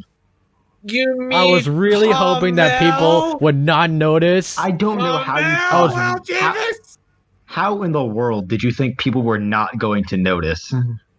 Especially after her name got changed legally. Yeah, literally the only part of her name that is allowed to be said in the show now is Pommel. Yeah, I know. Her whole name is illegal now. Then no one can call her Coco anymore.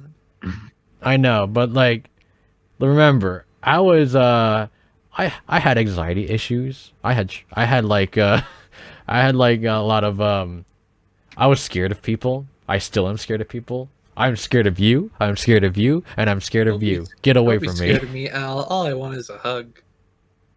Hey, buddy. Get away from hey, me. buddy. If you want to stop being scared of me, hit the play button. Hit the play button. Do it. Oh my god. I'm playing the play button. Who are you? I'm Phoenix Wright.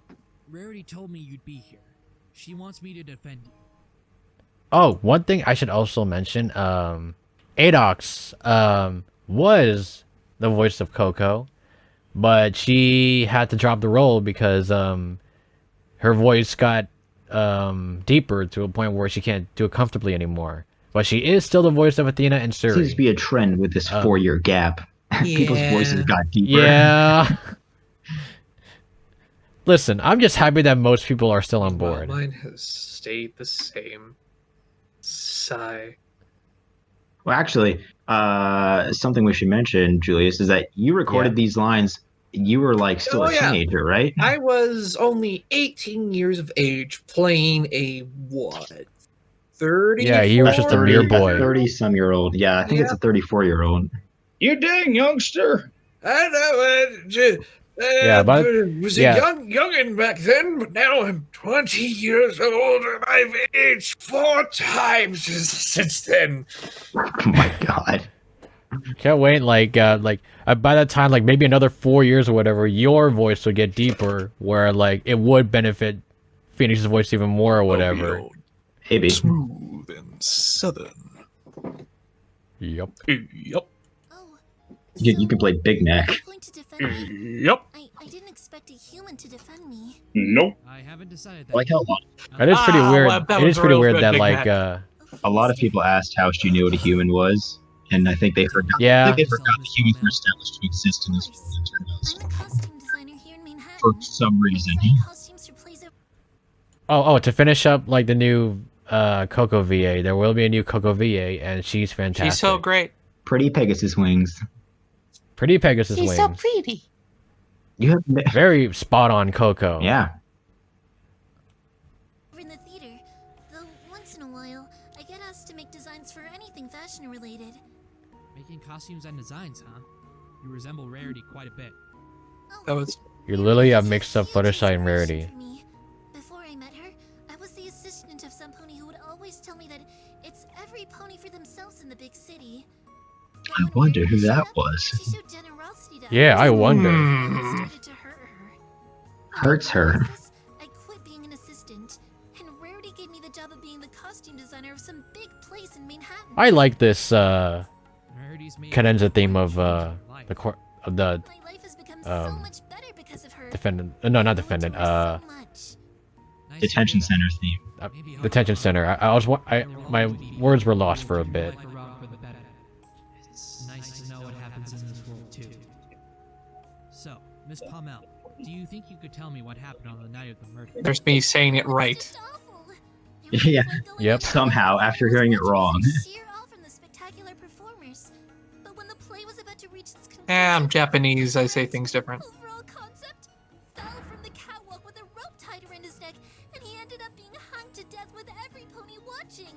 So how did you come up with the name Overall Concept? All right, I was trying to think of a name That is a very good on the question, on yeah. the victim.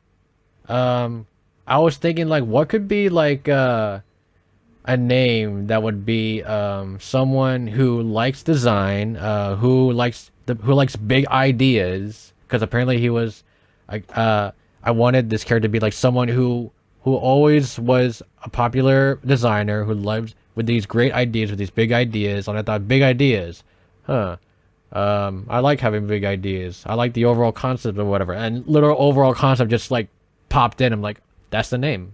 I'll just name overall concept. It's a very MLP name. Another thing I did in my test is I suggest like I said that overall concept sounded a little too generic, and then in parentheses I said unless that was the point, since his initials are literally OC. Oh my god! That is actually unintentional. But when I actually saw that, I'm like, oh, I did not notice. I guess the name I suggested in place of overall concept was Luminary, because he held such a large sway in the theater industry, was passing on skills to Coco Pommel, and the fabric he made glows in the dark. Yeah, that would have made sense, but OC sounded better to me. I didn't even realize that until I figured it out. It's so good. So it was unintentionally genius. Yeah, that's another trend with you. You tend to do a bunch of things that are unintentionally genius. I just looked over my audio and Yeah. it's so bad. I'm so sorry. Oh no. It's okay. Oh my gosh, why is there a white wow. screen all of a sudden? Because we quit. Oh, what happened? No, it's all good. It's all Is it good. We're good now. Okay. Moving on. Talk about a real life death scene in person. The director and the police saw me on the catwalk after what had befallen, and they thought I Befallen. You were proud of that, weren't you? I am. Choice of words. You were in the area where he fell. Still, just because you were at the scene of the crime, it doesn't mean you did it. I know, but every pony who saw me thought I did it. Rarity doesn't think you did it. She certainly believes you wouldn't have the heart to That line is used so much. Hard you to did kill. it. No, I didn't. But you didn't do it. I didn't do it though. No, you didn't do it. That's what I mean by I know. you repeating words so many times. overall concept. Yeah. The victim. He's the head costume designer for the theater. I work alongside costumes. He's really good at making designs for the costumes. In a sense, this guy's not really an OC in the truest form of the word, because technically he is in the show. He's just mentioned as Rarity's friend costume designer. Yeah, that's exactly why I decided to have him be the victim, because he's technically never shown ever, but he was mentioned. He was mentioned in the show. So he was mentioned, but he was never name. shown.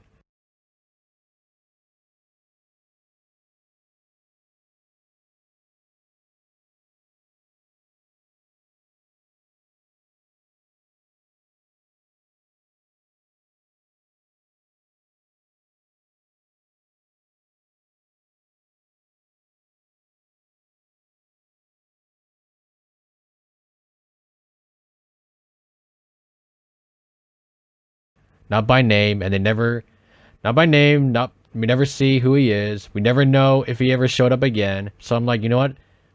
Let's kill him off. Let's kill off a quote-unquote canon character. Yeah, basically. He's even teaching me how to design. And you made the right call. He didn't show up again in the series. So, let me ask you. What were you doing at the scene of the crime? Uh-oh. I don't know. Don't remember much about that. All I do remember is that It's a lost Turnabout all over again. Yep. And I went there as quickly as I could. But after that, I don't remember a thing. The next thing I knew, I saw my friend being hung from the top of the stage, and the police showed up behind me and arrested me. That line also should have been reworded. Can't you remember what happened between Yeah, those I know. times? I'm not sure. So, she doesn't remember what happened. This is gonna be a problem. Anything else you want to ask me? Well, Here's something else that I'm still proud of. What? The song ends right as soon as we get to this part. Wow. I'm like, I did it perfectly.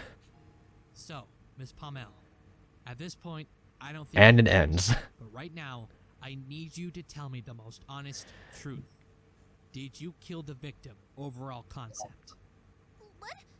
No, of course not. I would never do such a thing. I think there could have been a retake where she doesn't sound as guilty as she says that. Yeah. Coco's thinking. Even though there are some people that even though they didn't do something, just the thought of the accusation could make them sound guilty. I think that's all the information I need. Yeah. It's just like, And it's still stuck on Coco. It's Coco's all Coco, Phoenix is baby. having an identity crisis. Coco's a linguist, or not linguist, a ventriloquist. Of course. I'll make sure to tell her that. Thank you. I still can't believe I missed that. It's so. The thing is, it stays on here for so long. It's not like it's just one miss. That is just It unacceptable. literally just stays there for the entire time, except for that. It finally changed. It's like, how did I get that? How dare you miss But not that? everything else. Probably changed on the last line. Dare you, sir? So let me see if I've got this. Earth ponies are in charge of the agricultural affairs. Unicorns can perform magic-related things, and Pegasi can control the weather. That's right. I'm glad you got all that out, like just in one sentence. All right, moving on now. Moving on. I did want to mention that part as to why I wanted them to come along, because I just want, like, while Phoenix is doing his thing, they're gonna learn everything about Equestria right off the bat, which is something that Phoenix didn't do in Turnabout Storm. We had to wait, like, actually, technically, he didn't even know everything by the time Part 3 came out. He studied overnight between episodes 3 and 4, and then he knew everything. Yeah, then he knew everything. So I want to make sure that the others knew right off the bat. And considering Athena and Trucy were already intrigued by the world, of course they're gonna learn. Apollo's right and there. Apollo's just right there, so he has no choice but to learn. Man, I didn't want to learn any of this. I just wanted us to go home and eat some salty noodles. I wanted to go to El Dunes. I got his noodle stand back and everything. He still owes me some noodle bowls. That is true, actually. Yeah, if I was a Pegasus, I would make it so it wouldn't get so cold in the winter. Oh, darling, if it's as cold as you say it is, then how about I make a thick and fat fabulous coat for you. Thick. Help you out on your cold days. Not here, Aljavis. I think I'll pass on that. So How dare you pass on that? because I'm not a unicorn, A lot of people were upset that he passed on that. Yeah. Oh, I'm sure you'll find a way. Humans work very differently from us ponies. Hey guys, But she'll find a way. She'll find a way in spirit of justice. she's doing fine. She explained everything. So, what happened on the night of the murder? The victim Someone was dead, died. killed by a rat, and was shot Someone by a died. He was A hiding high behind elevated legends. spot. Yeah, that's weirdly phrased. Gruesome. Yeah, I I know. like how you also commented on the fact like how gruesome that is. Wait. It's like a Because hanging. it kind of is. Yeah. Yes. I don't think Phoenix Wright has ever had a hanging before. To see the show. I thought the show was sold out, but I thought he did. Did he? I think. No, I don't think. Oh, Julius left. Oh, Julius left. What? Where did he go? Oh. No. We are having No. technical difficulties. No. Technical difficulties. Put up the derpy face. Yep. Oh, Edit, we're back, editor, guys. cut Sorry here. about that. Something bad happened. Technical difficulties. You know, technology. Am I right? I had a power flicker. Yeah. Technology We hates lost- elements of We lost justice. Mr. Wright. He transported back to the real world for a little bit. But now I'm back. All right, back to the case. All because All right. Randy Actually, went back in I had time to and go got get El Dunes. I actually do want to pause at this spot right here. Like, not specifically for Rarity, but like it was mentioned like how we were talking about how there's never a hanging as a murder in Ace Attorney, at least in the main games. And that is something I want to do for EOJ. I want to do things that have never been done in Ace Attorney. The first big thing is having an investigation in the first case. Because every first case, you go straight to the trial. That is true. You're thrown right into the But in this first trial, there is an investigation. But which is a lovely change of pace for Phoenix. It was. But a big reason why I also added it is because I needed to introduce the characters. I need to let people know who these people are. We need to establish characters and world because it's not like a regular Ace Attorney game where you can just go to the trial and you learn all you need to know about the characters and world there. This is a crossover. So like people from either franchise might not know the other half of the characters. So Exactly. You have to develop them a little bit so the people who don't know those characters can know them. Wasn't sort of Exactly. the same thing with the crossover of Ace Attorneys and Professor Layton? That's exactly the point. Yeah, that's exactly like that. It's exactly what I was telling Aljavis while we were having technical difficulties. Yeah, we did talk about that while we had technical difficulties. In the first case of Professor Layton versus Phoenix Wright, since it's still just Phoenix Wright, they do just go right into a trial. But with the second case, they spend a lot of time establishing the world of the new setting, Labyrinthia. They spend a lot of time establishing that before they go to a trial. And I mean like a long time. Long time. Shall we continue now? Yes. Yeah. I'll continue. Now that everything is fine. Everything is fine. Yep. Nothing is broken. Yep. And here we go. To me. Also, 5,000 people in a theater, quite a lot. Must be a A big lot ass of theater. Real big. Yeah. Unless Where did you- it was Horrible. I couldn't pause for a sec. about that. Mm-hmm. 5,000 tickets, 5,000 people. Unless the theaters like the TARDIS where it's really bigger on the inside and hold more people.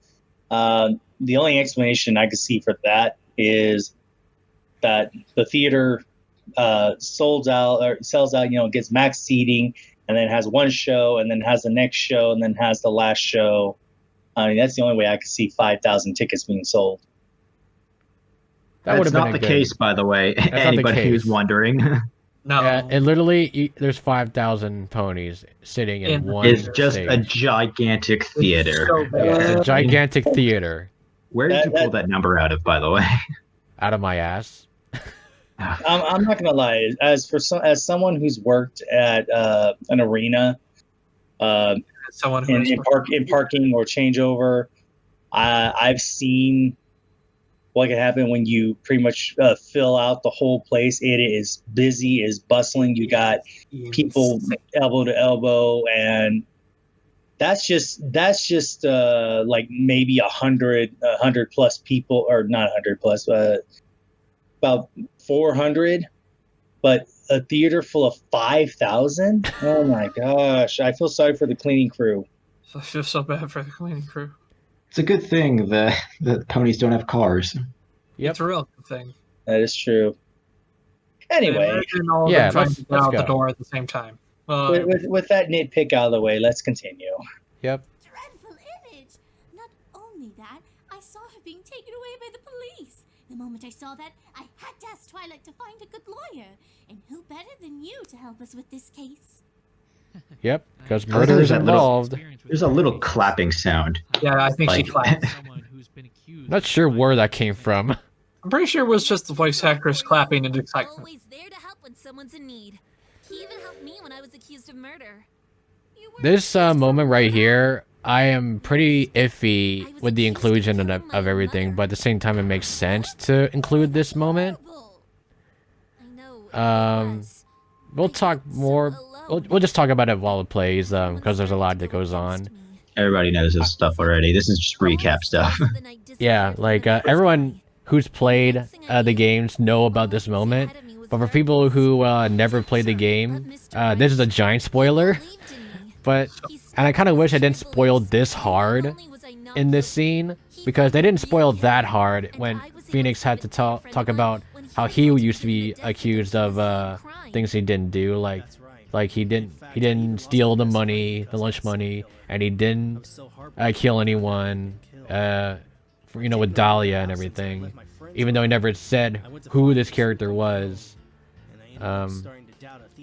But this scene, like, we went super spoily. Like, I kind of wish I redid this, but the reason why I did it this way is to establish that Mr. Wright is a great teacher to these two, and to establish that Phoenix Wright has accomplished so much since Turnabout Storm.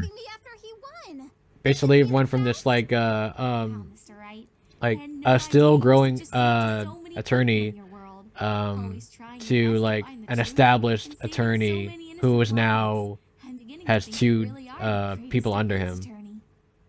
Yeah, it also establishes who Athena and Apollo are. Yeah. If there is shining armor, huh? I am pretty good.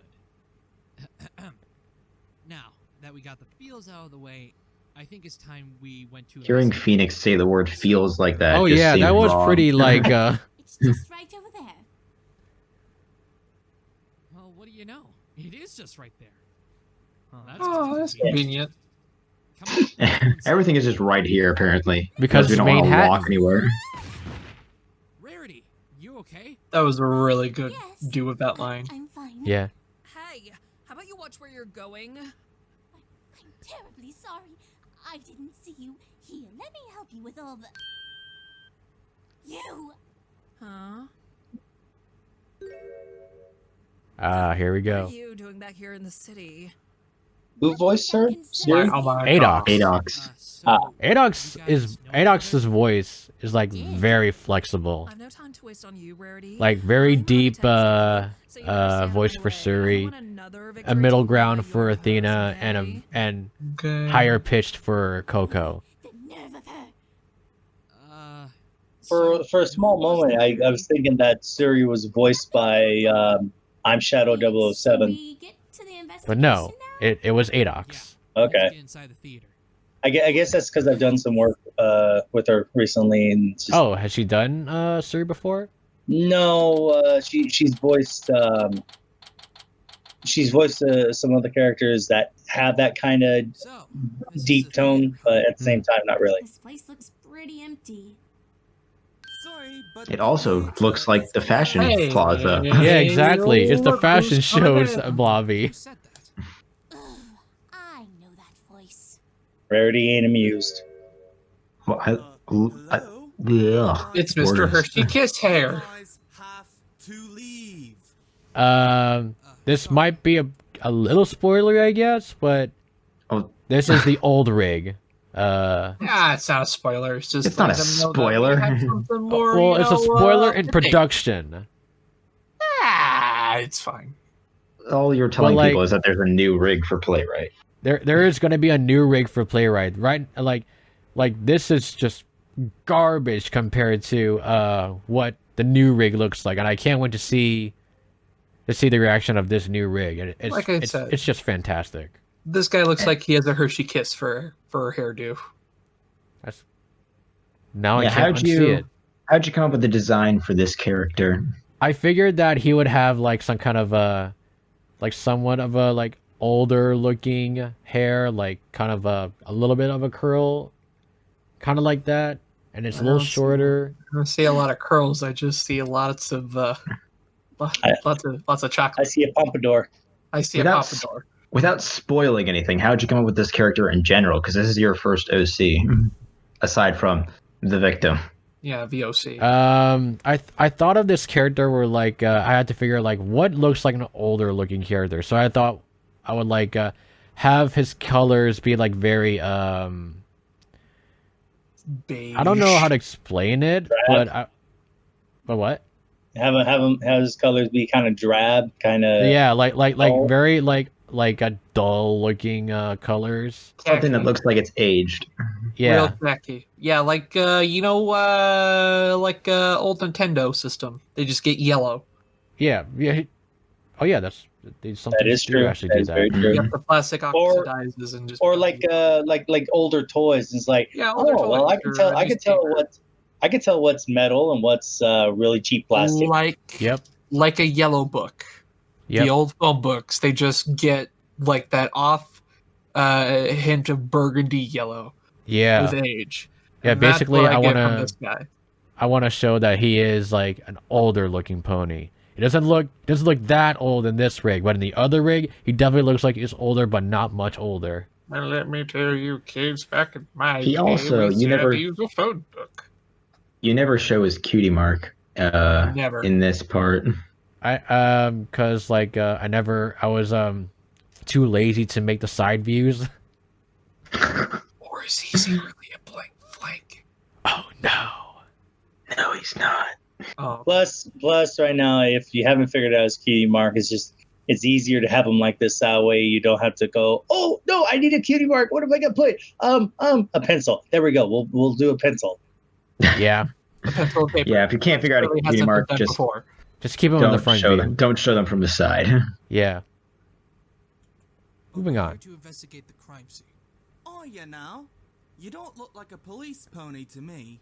Plus, the police are already done with their investigation here. Well, I'm Phoenix Wright. I'm a defense attorney. There is something I want to mention with. Let's just have him talk because it is kind of related. It's his accent. I wanted him to have an accent, but I could never explain what accent I wanted. So I like okay. I'll get to that part too, but I want to talk about this part first. The VA for Playwright, Zapple, he literally like gave me like he did 3 different like takes on his voice and 3 different accents, like you said in the watch party. And I just chose this one. I'm like, all right, this sounds like Playwright. I was like, all right, I'll do this one. Got like a Al Davis. Got a Cockney going on. Yes. For those who haven't seen the watch party, go watch the watch party. For those who have not seen the watch party video or anything beforehand, could you go ahead and introduce the voice actor for Playwright? Oh yeah, Playwright, DJ Zapple. He's a very interesting person. Like he always wanted to be like he always wanted to get noticed. I feel like he wants to get his voice out there. He wanted to voice someone in this series, and he managed to get this one. I always felt kind of bad for him because like he always feels like as soon as like this role is over, he'll think that he just can't get another role anymore. But I'm like, I believe in you, dude. Like if you can get in here, you can get in anywhere, dude. Just all you gotta do is get out there and try. Yeah. Yeah, look at me. I was nobody, and then all of a sudden, I became a protagonist. Yeah, You're gonna pretty much. experience a mountain of failures before you find success.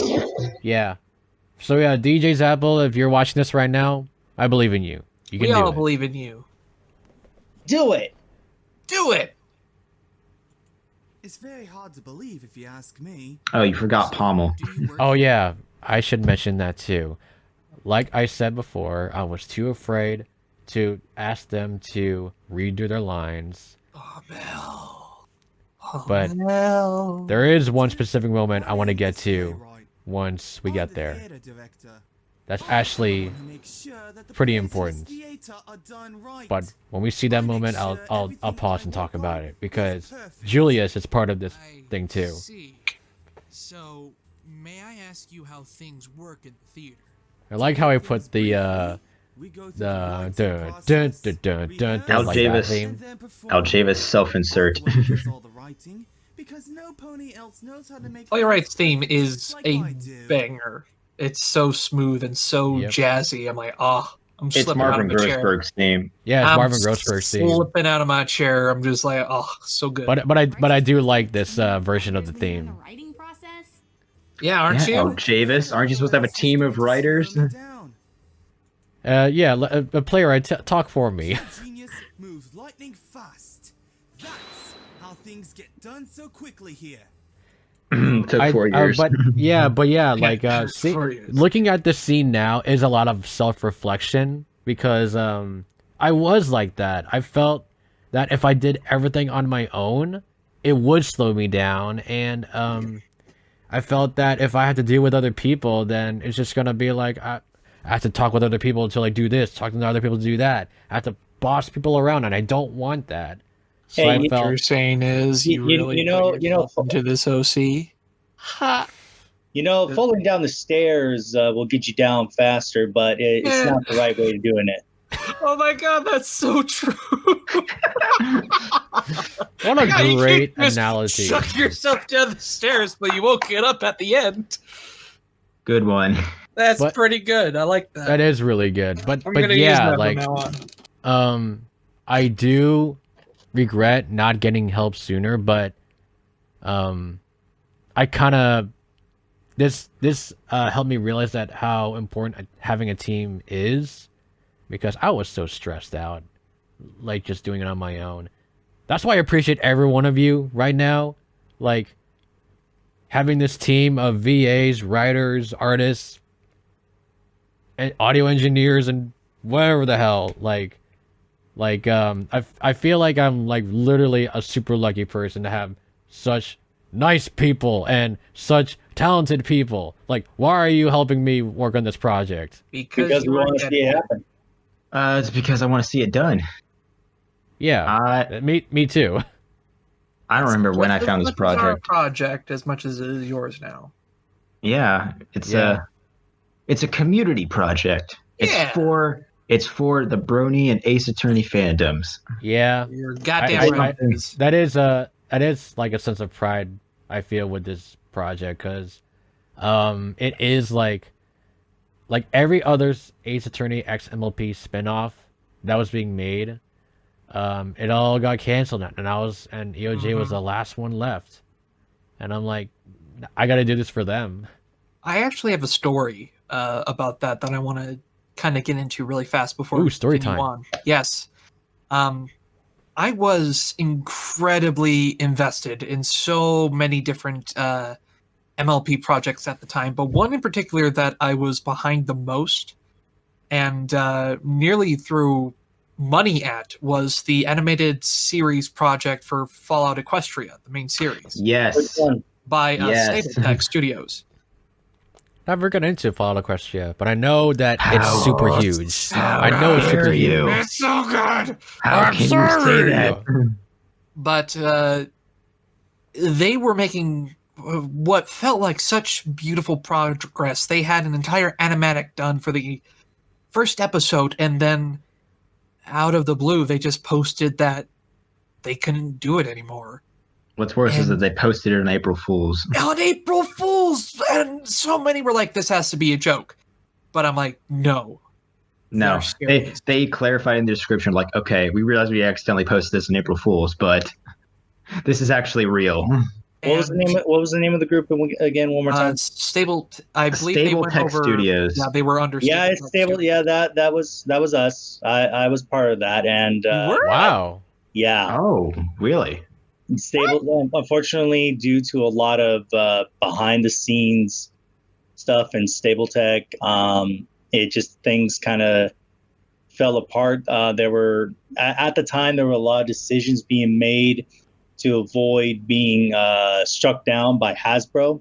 Yeah. And just also to try and, I guess if I recall correctly, to make things original.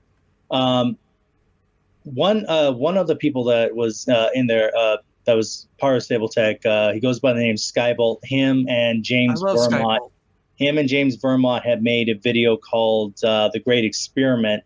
And it can explain things a whole lot better than I can at the moment. But to sum it up in a nutshell, basically a lot of behind the scenes drama and possible massive fear of legal problems is what caused Stable Tech to close shop and not be able to put out the animatic that had been made. I mean, it's out now. In the video called The Great Experiment, they do show the animatic, but just again, there was a lot of problems going on here and there, and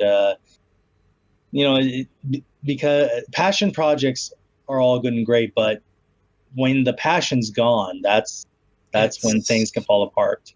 Exactly, and that honestly though, that is one of the things I do like about your project, Aljavis, Elements of Justice, how this is a passion project. As far as I know, no money has been put into this. So far. Except for the money used to pay for Adobe Animate. Oh, Sure. yeah. But how you're wanting to continue, how Al's wanting to continue on a spiritual successor to Turnabout Storm, which in itself was really good. It was so good. And there are a lot of people that want to see it continue, so that's why we're all here trying to make sure that Elements of Justice doesn't become another statistic in the failed project. I wanted to avoid it from being just another canceled project. And that's what I was going to be, saying is after seeing a project that I myself was so invested in, because I just got into Fallout Equestria at that time, and I read through the entire story. I listened to it through an audiobook version, and animation is one of my passions. And seeing that it was coming together and that there was a chance that it could happen, and then all of a sudden it all coming crashing down with one video, it was heartbreaking. So heartbreaking that I left a comment on that video saying, if and when I ever get the talent nor skill necessary, I personally want to pick up that project and try to make it happen again. But knowing how far in the future that will take and stuff like that, it might become a distant memory. But seeing how not only after a catastrophic disaster of losing years worth of progress, not only that, but also losing the main voice actor for the protagonist of the story. You're still here fighting to put this out and make it as good as it can be, just to show that we're more than just good ideas and flawed executions. That just like people before us, we have made such beautiful things. Yeah. Entire teams have made fan episodes that cross the bridge between different universes, just like we are doing here, not only for Turnabout Storm, but Double Rainbow and stuff like that. So many beautiful projects have come out of this fandom, and it's truly inspiring to know that I can somehow help another one of these beautiful projects come to life. Not only through the grit and determination of you, Al, but through the passion everyone else feels and that drive to not become another failed project. Yeah. It's inspiring. Yeah. I am like, that was probably the most proud I've ever felt in my life. Just despite my hard drive just literally like just burning out on me, and I lost all that progress, not just EOJ progress, not just losing Goldcrow as Phoenix, but also like memories, like when I was in high school, like all of that is just gone, and I was just so disheartened, and I lost a laptop that day too. Mm-hmm. And not to mention that I had a school project, college project due that day too. Oh So no, I didn't know that part. I literally was just sad the entire day. I just lay down in bed, like I wanted to cry, but I was more disappointed in myself because I could have prevented it with a hard drive. If I had like a backup hard drive. So like it was very disheartening knowing that all that progress is gone. But something within me was like, I don't want to give up now. Like the main reason why I didn't give up, well, two reasons actually. One, I will disappoint everyone who waited for EOJ. That's the big one. And another big one is that like, then I'll be like, that means the voice actors did all that voicing for nothing. I'm not gonna make them be like, oh, we voiced your project only for it to be up in flames. Then we'll screw you then. Like, I don't want to do them dirty like that. That's kind of part of the reason why I don't want to like, I didn't want to have them redo the lines, even especially since I was able to save them through emails, because like I would feel bad that I have to make them redo everything. And yeah, like I am, to this day, I'm still proud of myself for continuing on despite all that. And it's only going to get better from here. Yeah, like it's a cookie. I'm like it, like mainly because of me persevering, I was able to get like seeing that chat room, seeing the premiere chat, just gets so excited. Magical. Yeah. It made it all worth it. All that frustration made it all worth it. I personally and now that we have this big, well, to me it's big, at least. It's a pretty big team. This team of just talented people and everything, like it made me just much more excited to like keep working on this project. I was so close to giving up on. It is a good thing you didn't. Yeah. Because now the labor that you put in, the time you spent, it's starting to bear fruit. Granted, there is more to do, but a lot more to do. A lot more to do. At least now, how's the best way I can put this? It's like digging in the ground. The first few bits of dirt you get with a shovel is going to be the hardest, but then once you get going, you'll be making more progress. Mm-hmm. Yeah. So not since we, as to quote Mr. Wright, since we got the feels out of the way. Yes. Maybe I think it's time we went to investigate. New investigations, and the best part of the entire first episode. Yay! It's gonna get there soon. Yeah. I want you. I don't know if you guys can keep up with it. Oh, it's so hard, man. Don't worry. Mr. Playlight, we have an application for an assistant. His name is Al Javis. He wants to work with you. Sorry, I couldn't resist. Son of that kid's jib. Sorry, Al, I couldn't resist. I know. I get it. costumes for any plays I'm writing. I can take jokes. Those who get the job done best. Whenever I see them together, they're always so happy, as if they're best friends. I still can't believe she would kill Best him, friends, sure. especially in the middle of my play. But if they were such good friends, why are you so sure Coco Pommel killed overall concept? As much as I don't believe it, I saw something before the murder.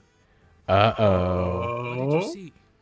I saw Miss Pommel chasing overall. Oh my god, I love the way he pronounces that. We're fine. It was Miss Pommel, not Miss Pommel.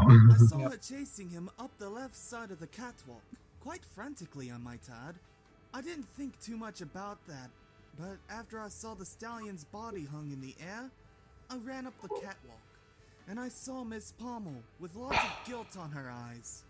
God, that's such a run-on sentence. This Hey, look, there was it is. added to the script, actually. Yep. Because when did you make me do that line? Like a year later? Yeah, like as soon as you were given the role of Phoenix, I added this line.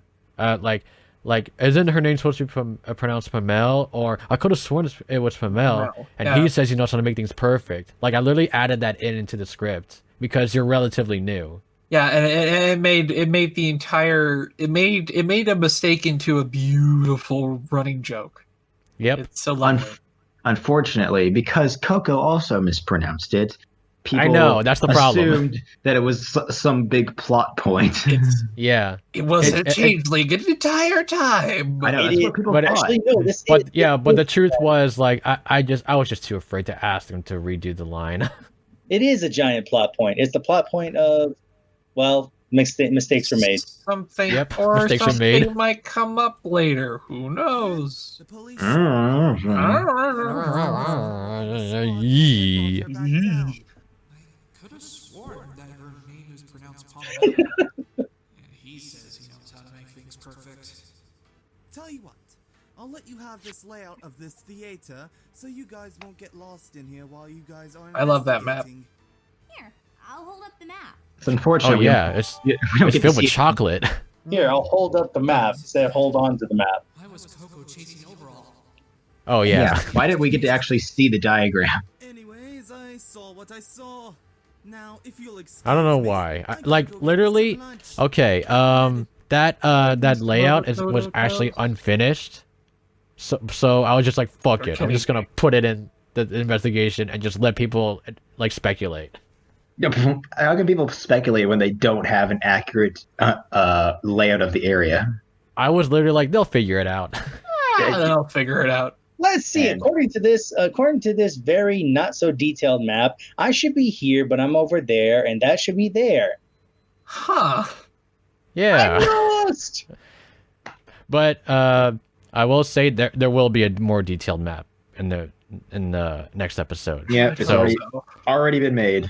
It's already been made. It's fully detailed this time. It's a big beautiful So map. don't worry, everybody. Do your investigation and whatnot. A stallion with the mind of a genius must keep his brain energized with a good lunch. With the Energizer Bunny. Now I am off to go get avocado toast. He keeps talking about how much of a visual genius he is. I know he's a director and all, but it doesn't really give you bragging rights. Yeah. And there's Apollo Justice. Man, like, man, all of these, like, it's just really biting me. I love it. Why does it fit so perfectly with you? Why does it fit so perfectly to my situation? Maybe I should have been the one to voice them. Yeah, I'm not gonna lie. I actually did think that was Aljavis's OC when I first saw it. I was like, anyways, I saw what I saw. Is that the director's OC? I feel like it could be. It's not, but. Still, I want to know what plays he's written. If they're as good as he says, then I want to see them. I'm a big fan of plays after all. Based on what information did the Orca show? That's it. Yeah. Really? That's it? That's it. That's where that came from? Yeah. That's not really a play.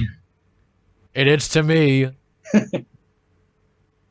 I'm pretty sure Athena liked it because of the therapeutic nature of whales, wasn't it? Well, then maybe theaters in general are therapeutic as well. They're not. No, they're Well, not. it depends on the person. Some places are therapeutic, others are not. Yeah. Theaters are nothing but stress. Anyways, let's move on. Guys, shouldn't we be starting our investigation already? Yeah, shouldn't we? He was chasing Oro? Is that really true? Maybe. It has to be a mistake. Maybe somebody else was chasing him. Well, we have to investigate the crime scene. Maybe. Yeah. Maybe. I mean, who else could have been on the catwalk? How long have we been? 2.5 hours. Yep. Woohoo. Al Javis' screen is white. Oh, sorry. It happens every time I click out. Sorry. Look at this peasant without dual monitor set up. Oh shit. No, go back.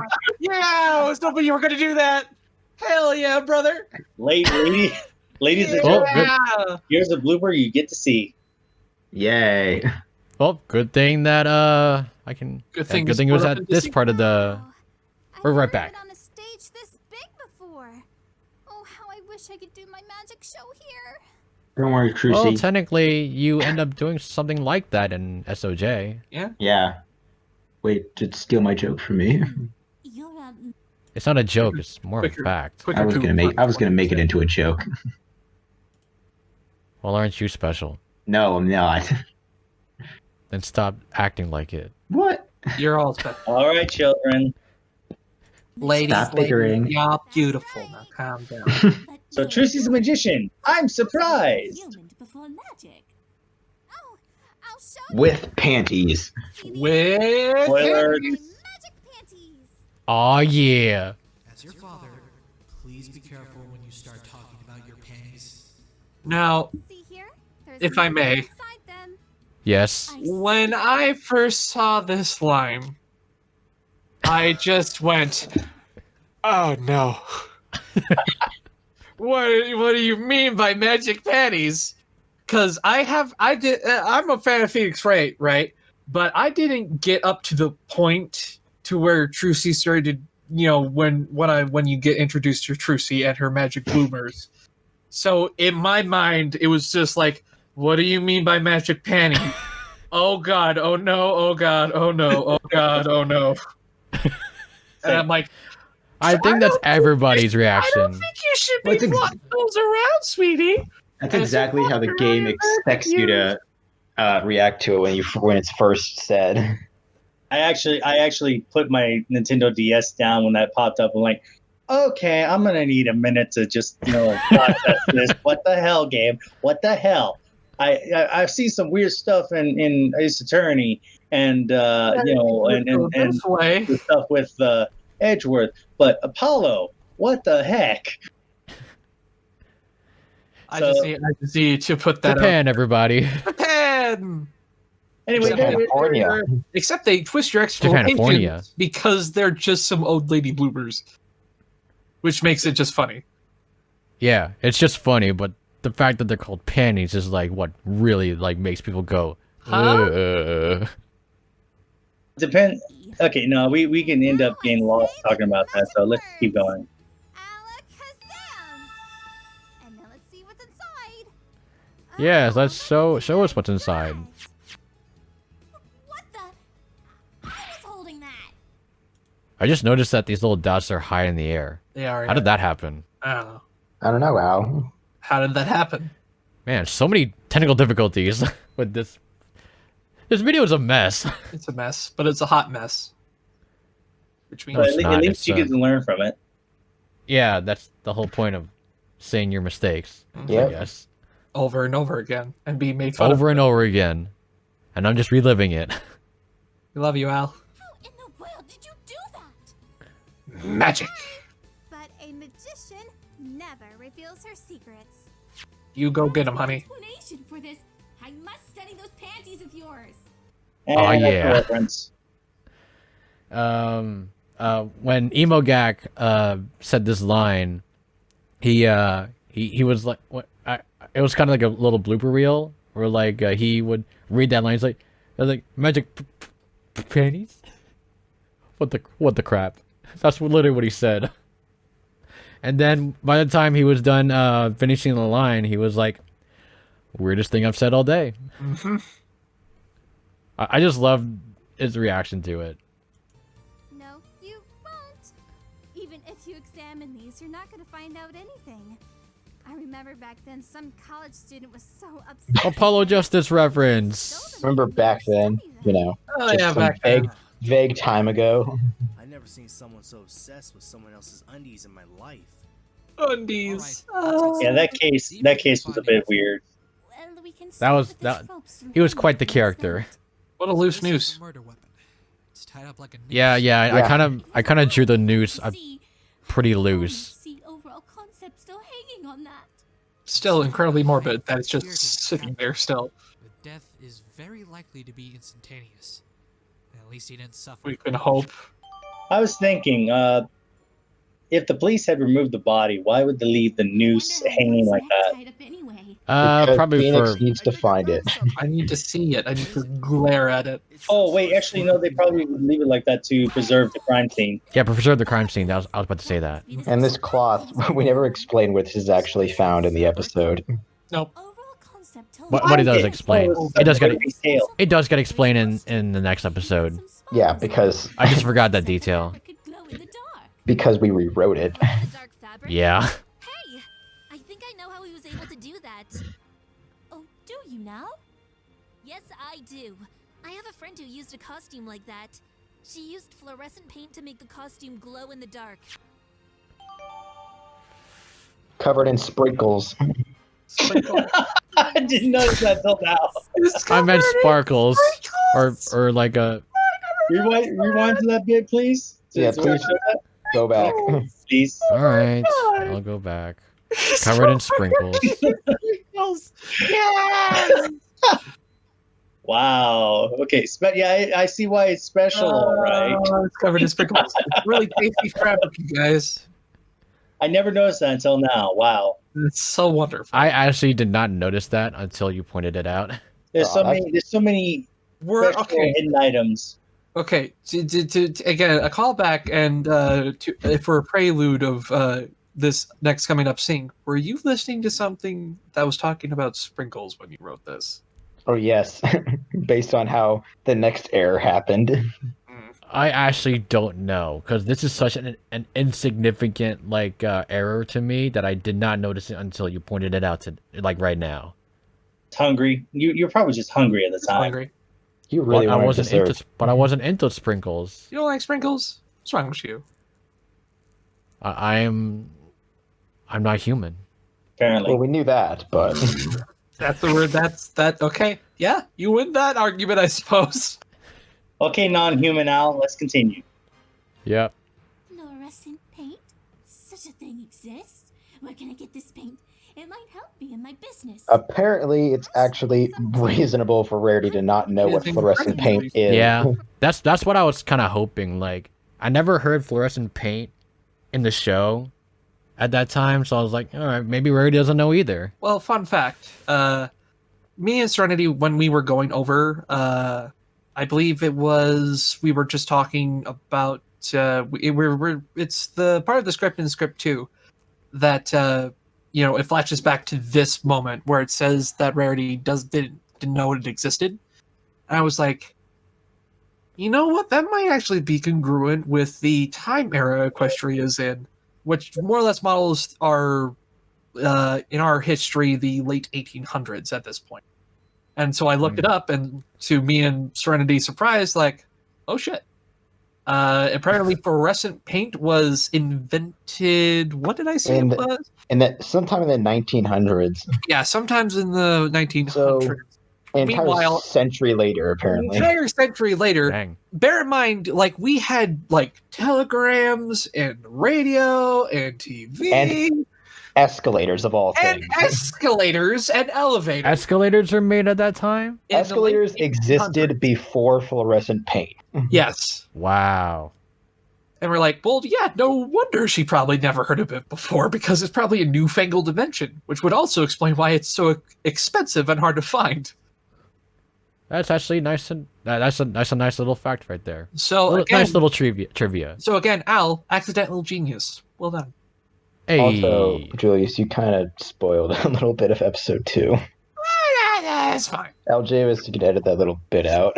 Actually, nah, it's kind of vague. So like, it's incredibly. I'll vague. just use that to make people theorize. I just said it happens in a flashback. Yeah. Okay. Serenity, you're the one that pointed out that it was part of the next part, so we can just cut a lot of this out. I mean, Julius said it in the next episode's script, so. Oh. Oops. Whatever. Let's move on. Anyway, ladies and gentlemen, we're going to continue on. Some costumes for you. I have a few ideas that will give you that extra pizzazz you're looking for. Pizzazz. I love that word. I'll be happy to take you up on your offer. So, now that we're done talking about that, let's go look. Yeah. Let's get back to business. Thank you, Phoenix. Girls, As what are you far gonna as do? I know, catwalks are very rickety. I wonder why anyone would do a chase up there. They're horrifying. I said this also in the watch party, but Apollo apparently has in SOJ. He has a crippling, like, fear of heights, especially like when he went on the catwalk in the other in the magical turnabout. SOJ. Yeah, in the magical turnabout, and it was so bad that he wanted to like hold Athena's hand throughout the entire time. So like, I wish I could somehow added some kind of fear into that. Plus, it would be good for comedy. You could have, because I didn't know at the episode time. aired 3 years later.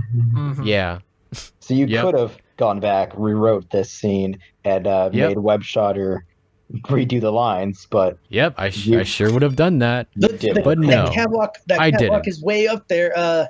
Maybe I'll stick down here. Come on, Apollo, you're coming too. No, wait, I can't. Apollo. Well, Phoenix come on. That's the thing. Phoenix is also afraid of heights, and that's something that existed before before Spirit of Justice. That I'm not sure when that was first established, but it's been a thing for a while. Look, man, heights are fucking horrifying. Okay, I can relate. They are to both of these fears, especially on a catwalk where the floors are not, they're see-through. You can see all the way down if you just stare right beneath your feet. It's the most horrifying thing you can do if you're afraid of heights. Honestly and truthfully, heights are not a problem. Falling is not a problem. It's the sudden impact. It's the sudden stop. It's the sudden stop that kills you, not the fall. But it's the fear, Webshoter, that you need to understand. I've fallen off of a ladder a couple of times. Was it a step ladder? What happened? Are you okay? When I was younger, when I was like really younger, about maybe 5 or 6, give or take, I was helping my dad work on a roof. And at the time, I was really spooked about climbing the ladder. I wasn't sure about it. So I start climbing it, and the ladder shakes. And lo and behold, I fall back down to the rock-filled cement on the ground. It hurt. My elbow was bloody, and it hurt. And for a while, I was afraid to climb up real high, but as time went on, I got over it. But yeah, no, the fear of heights is not really that of heights. It is the fear of falling and hitting the ground. Yeah, I suppose you're right. But to me, it's still like, I'm very high off the ground. I could die at any moment. I don't want to be up here anymore. Hey, Mr. Wright, look how high we are. We're like Apollo. We're 20,000 feet up in the air. Yeah, Apollo. How about you look down? I am. The floor is made of glass. Can't you see? I don't like your views right now, Apollo. I do have one question. Webshotter. Was it a ladder or a step ladder? No, it was I asked it first. Okay, to answer both your questions, it doesn't matter who said it first, Serenity. Take that. No, Serenity said it first, so that's why I was saying Serenity's name. Ha! Anyway. Damn it. It was a regular ladder. It was an extension ladder. Yeah, that is horrifying. And I want to say I was past the halfway mark when the ladder shook on me.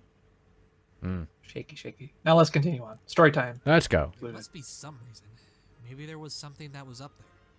What could be so important that overall would run up there? What is up there? Let's find out. Oh yeah, I don't know, can't wait why to see what is up there. Why don't we keep saying up there? Up there. Maybe something important to You know, all the way up there. Said hoof Up on the there. catwalk. It's possible. Let's go up to the catwalk and see if we can find anything. All right, here we go. Are you ready? Are you ready? Are the most iconic moment in all of the episode? Hey! I know what you're talking about. I don't see anything. So that's wrong why with it. overall was up here. Okay, Hey, I have I can explain. Cake. Can you now? I can. So, while I was writing Catwalk, I was watching a Minecraft video where like this guy went to like a room where like a bunch of like cakes like this was dispensing out of like a painting, and I was like, cake. I thought about cakes at that point. As he types down. As I cake. cakewalk. Aljavis. Because they literally called like that little Minecraft prank the cakewalk or cake wall. Aljavis went Homer Simpson. Cake. That's kind of what it turned into. Anyway, move on. so yeah, that right there is the major big meme for this production. Yep. I wonder what the next meme will be. I cannot wait for that one. Oh, it's gonna be so good. Nothing so far. Twilight's last name goes from Sparkle to Sprinkle. Mm-hmm. Yep. That's her adult star name. What? This could mean that the Nothing. fabric has been brought up here for some reason. Al. You think overall? Yes. Shame on you, sir. Maybe. Do you think there's a reason why any of them would do so? The only thing I can think of is they subconsciously brought it up. I need to stretch. Or maybe the fabric was already up here. It's possible. I don't know. Oh, maybe. Maybe. Maybe. First place. Maybe. Maybe. Oh, I do like the fact that these characters actually consider a bunch of theories while they're investigating. So I feel like that's something. Yeah. It makes it feel more organic. Yeah. Yeah. One thing I should point out, this background made by me. Well done, Al. Good job. It took a while. I like how you did all the shading and shadowing. Yeah, I knew how to do it. It's just that making these backgrounds takes so long. Especially with something that's going to be coming up here soon. Yeah. Yep. Drove many people. Also, that rope. Hey, look, That there it is. rope Yeah, that rope. should be on a pulley, Yeah. but Al Javis didn't put it on one. Because I didn't think about it. Wait a minute. Did you see that? See what? There's something glowing on the floor. Twilight, could you turn off the lights for a second? Yeah. Pretty sure that's when I got my new mic right then. There. Oh yeah, that's right. Now, Al. I remember people had a conniption over the placement of those hoof prints. Care to explain why you made them that way? The what? The hoof prints. The glowing hoof prints. I'm not gonna explain why they're like that, cause it'll be spoilers. He means like why they're What? Why does it go in a loop-de-loop? Yeah, why does it why are they so close together? Mm-hmm. Well, I don't know. Like I wanted to show like a path, but I guess I didn't think about how hooves work. Oh, you didn't. You didn't take in. So okay, I see it now. You didn't take in consideration the spacing between each step. Yeah, I literally just went random and like just did this. Because people literally stopped on this frame and discussed it at length in the theory channel. Like I said, these hoof I remember that. do I not remember look that. right. There's got to be some secret with these hoof prints. Hoof print not right. There was more than one individual up here. There are hoof prints, and they're glowing. Not me? Fluorescent paint. So they've probably been left behind. I still find it so surprising that all, like a lot of people are up here. Yeah, You gotta keep that in mind. There's 6 people on this catwalk. There's 6 people on that catwalk. No, there's And the 5. police. No, there's 5. I'm down here. Apollo, get up here! Apollo actually is on this catwalk. I will come down there. Apollo's and up get there too. You. But those hoof prints, they lead to the right side. No, To the Twilight, right they lead- side, not the wrong side. They lead to the house left side. Exactly. Yeah, idiot. Does the paint contaminate your hands if it's still wet? It does. But the only way to tell is if you look at your hands in the dark. So, whoever's footprints these belong to went down the right side of the catwalk. Left side. No one said that anyone went down the right side. Left Or left side. It really depends on if you're using house or stage terms. Yep. Didn't do it. All right, we've got. Yeah, woohoo! You found a lead. Now that we know these footprints belong to someone else, we need to. And this entire line felt weird. Mr. Wright, It is weird. I have a It is suggestion. weird. What is it?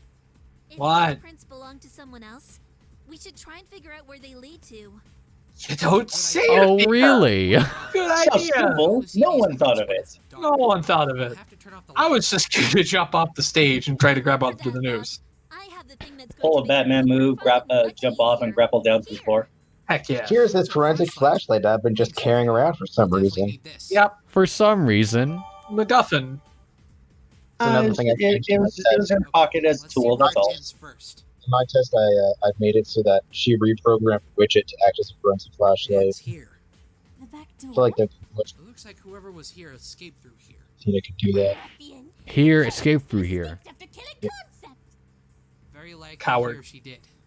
Bitch coward. Let's go backwards and find out where these footprints begin. Also, Mister, I did finish the diagram. People didn't know where this back door was. Oh, hey, this They'll place figure it out. Or where the dressing room was. Or where the dressing room was. AKA And, the you know, costume room. I don't want to spoil anything, but it's kind of important where these 2 locations are. Pretty important. Yeah. Already I'm seeing a nitpick for myself. Costumes. I kind of want to try some of them out. Hate to tell you this, Athena, but it looks like you'll be too big to get in any of Also, those again, costumes. once more, the background is from the Fashion Plaza, not the Yep. theater. No. I'm saying that because these costumes are small, since they're worn by little ponies. Aw, Nice I wanted to save. try some of them out. Real good save. Yeah. This is where Nice one. Hiding your Apollo. true feelings about her. Costumes. I can tell. There's a bunch of materials scattered around this table. Jeez, look at all those sketches. You must have had a lot of ideas. Look at all those sketches that aren't on screen. That I forgot to add in. Played a big role in the theme They're in the room on the other side of that curtain. time. That is until Coco Pommel. Yeah, I'm all the way over here. She wrote on her letters that when she began to work. She wrote on her letters. She didn't write in them. She just wrote on them. Yep, wrote on them. On the Must envelope. have been quite a team. Mr. Wright, on the table, there are cases of fluorescent paint. And Oh. No, some there's glitter next there's to one, it. Athena. So this is the paint. There's used to one make case the of magic fluorescent glow. paint. There's one in camera frame. Listen, there are a lot of mistakes that have been made. There's one in camera frame, but the others are off the rest of the table. Let me put some on my cape and hat. I want to see if they glow in the dark. I love this upcoming line. The delivery was so perfect. I want to sparkle I and wanna glow. It broke my heart when I heard that. I'm like, oh no! Yeah, how dare you? It's a crime scene! Awfully expensive, especially since you use so much of it. Well, I guess we're done over here. I do think the ending of this investigation is kind of abrupt. Like Phoenix just all of a sudden decides, all right, the investigation is done. Nothing else here that I could possibly find for evidence. Well, I didn't know how to end it, so I'm like, you know what? Let's just stop. He'll just walk out. You know, the whole point is to make it feel natural, not just be like, we got everything we need, we're done. Yeah, but here's the thing that you keep forgetting. Yes. I'm not human, meaning I'm not natural. The quest quota has been reached. I no longer need to look around for any other things. It is time to leave. Goodbye. And Rarity's now paying for all the tickets again. Thank you, Rarity. So generous.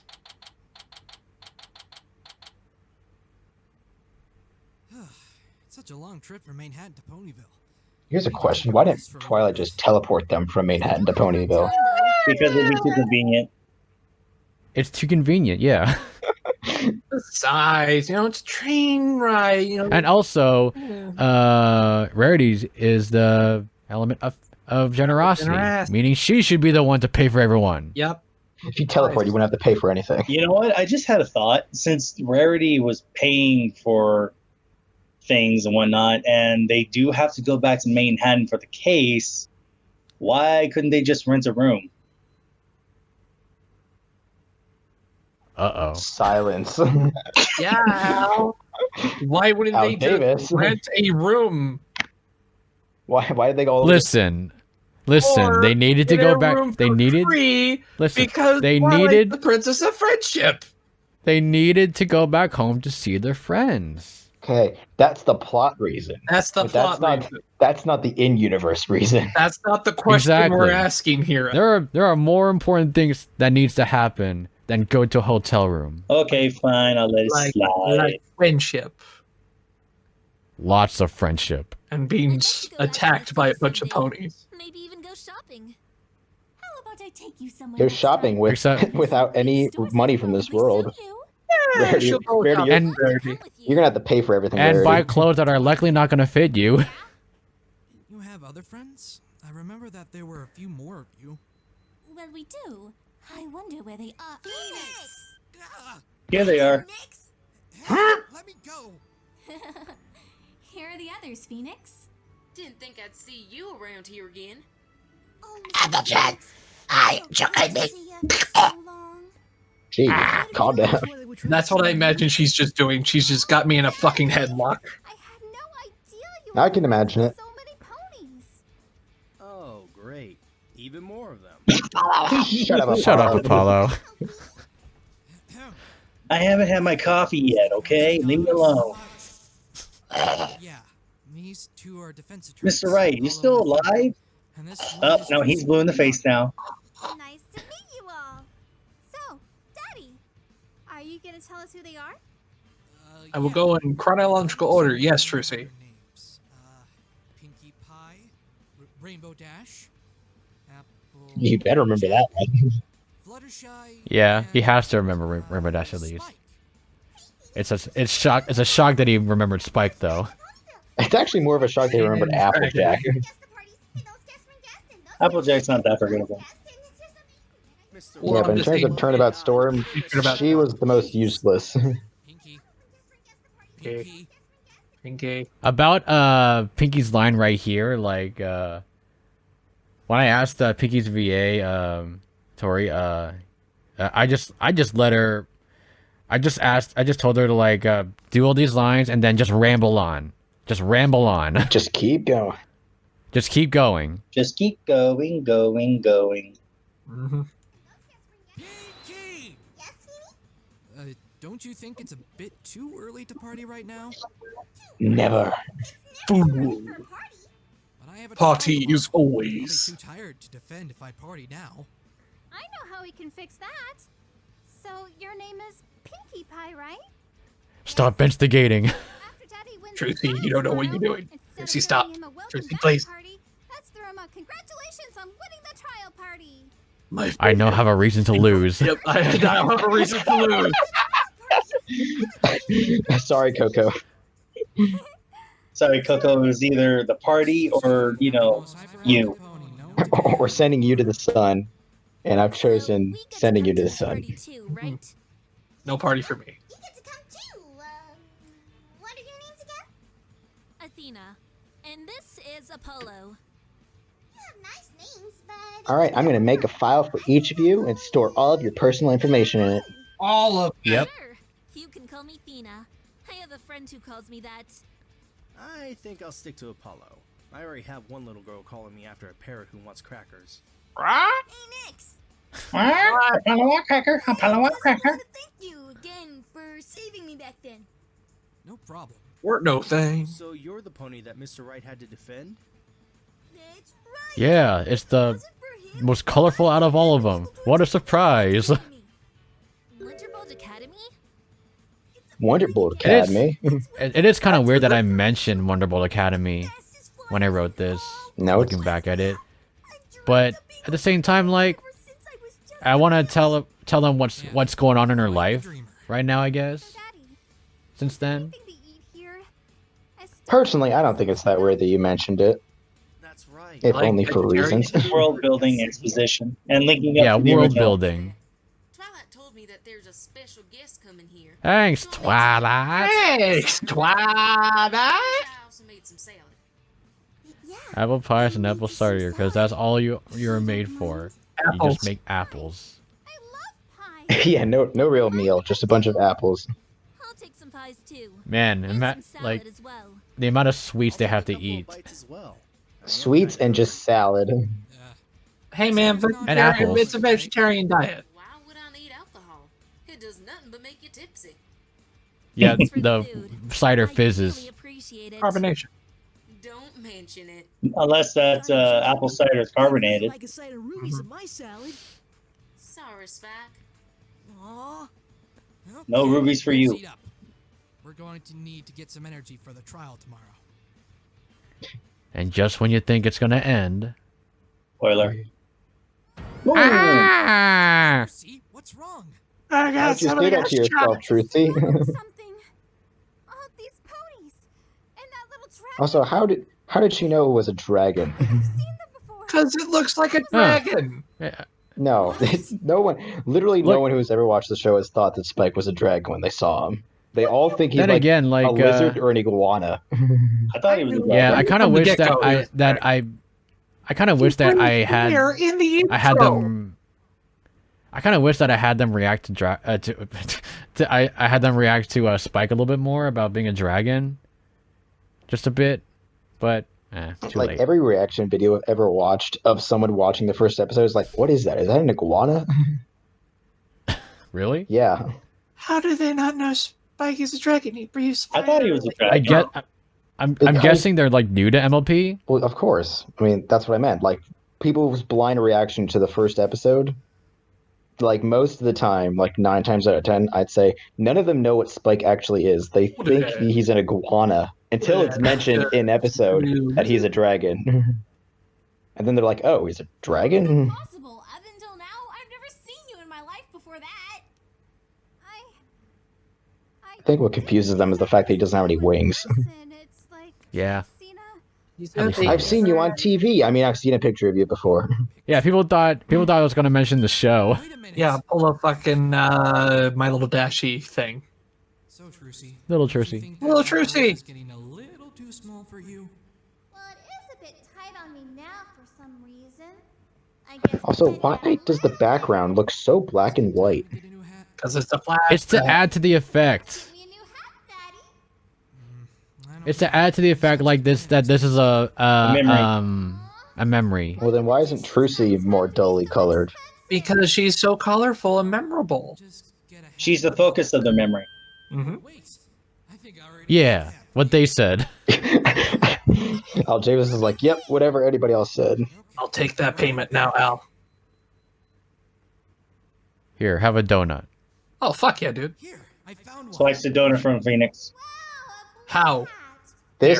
I love this scene here where you give the hat Trixie gave to Phoenix to Trucy. Yeah, everyone loved this scene. It's a nice tie-in. It works. I like it. Yeah, it works so well. Like I said, you're the ideas guy. You come up with so many good ideas.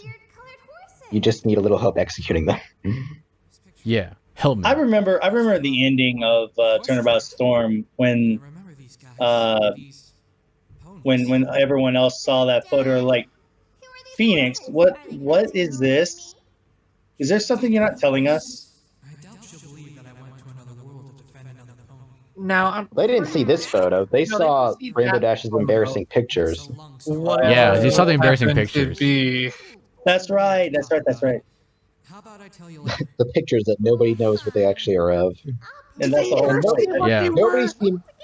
Nobody seems to agree on what the nature of such photos. Some people think Yeah, they're just it's embarrassing. Some people think they're just embarrassing. Some people think they're like some sort of like fetishy thing. They're lewd. Yeah. Maybe it's just her like chilling out with Tank. I personally believe they're just something embarrassing. but that's just because I prefer to think lighthearted in the first place.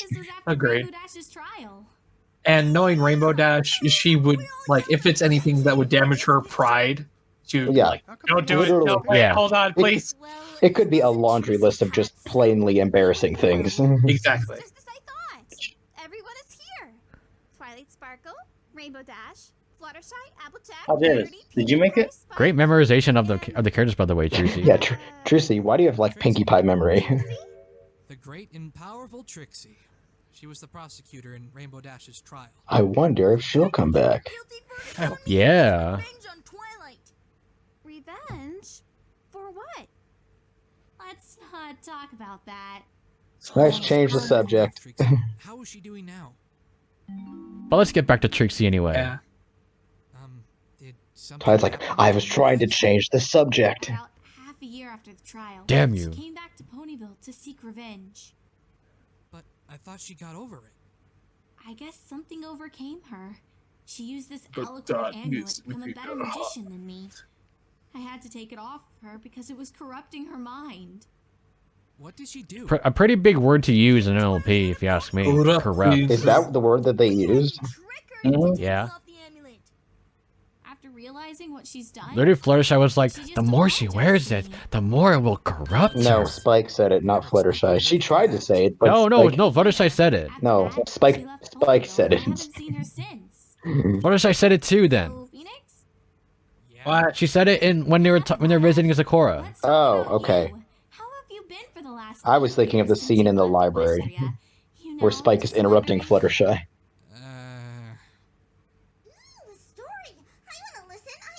Alrighty, kitties, gather around and let Uncle Phoenix tell you a story.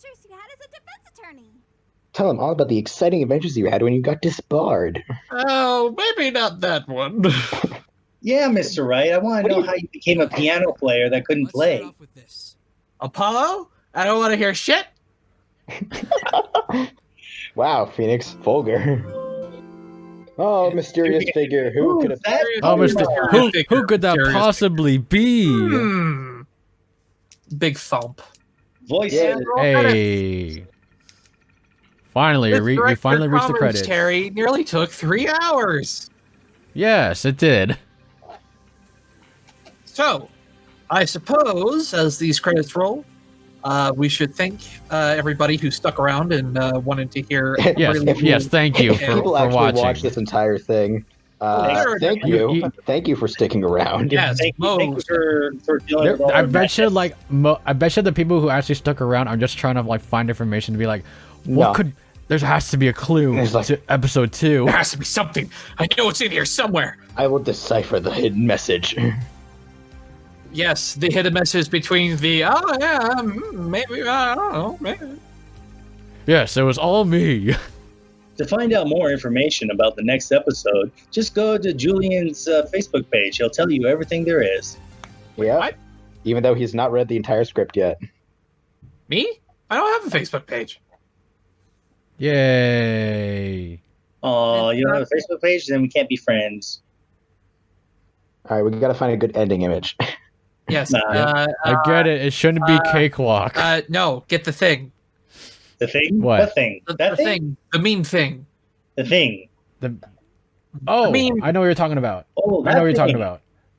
That thing. That thing Yes, that that we're going thing. to see here in a minute. That thing. Where is it? That meme Where is it? thing. It's in memes. Oh, it's in memes. All right, give me a sec. The memes. The memes. Give me a sec. Let me find it. But yeah, as Al. I found it. pulls I found it. I up found the it. closing image. Do you guys have any final remarks? There we go. Well, Yeah. I Any didn't- final words you want to say? I didn't get to work on the first episode like all of you, but I'm going to be excited when episode 2 comes out, and when we do another director's commentary on that one, I'm going to be excited to be able to talk about the process I and the other writers went through to create that episode and rewrite it from Al Javis's original script. I'm going to pick your brain so hard about that episode. You have no idea. I'm ready. I'm ready to spill all the secrets. Spill the beans, boy. Oh yeah. There's so much planned behind the scenes. Like, I want to talk about it so bad, but I can't. Well, I'm not even talking about. I'm not even talking about for the entire series. I'm just talking about for that one episode, or for that one case, rather. Because tell you because I really want to talk about how we came up with the new script for that episode, because the script, everybody seems to believe that the new script is really, really good. So it's so good. Yeah. I really want to talk about how we came up with it. Like I said, it's no spoiler, but let's just say me reading it for the first time, it fueled the reactions for some of my line deliveries because it got me so fired up. Oh yeah. So, yes. I don't really remember anything about the new scripts that I've seen so far, but I will say rewatching this first part of episode 1, and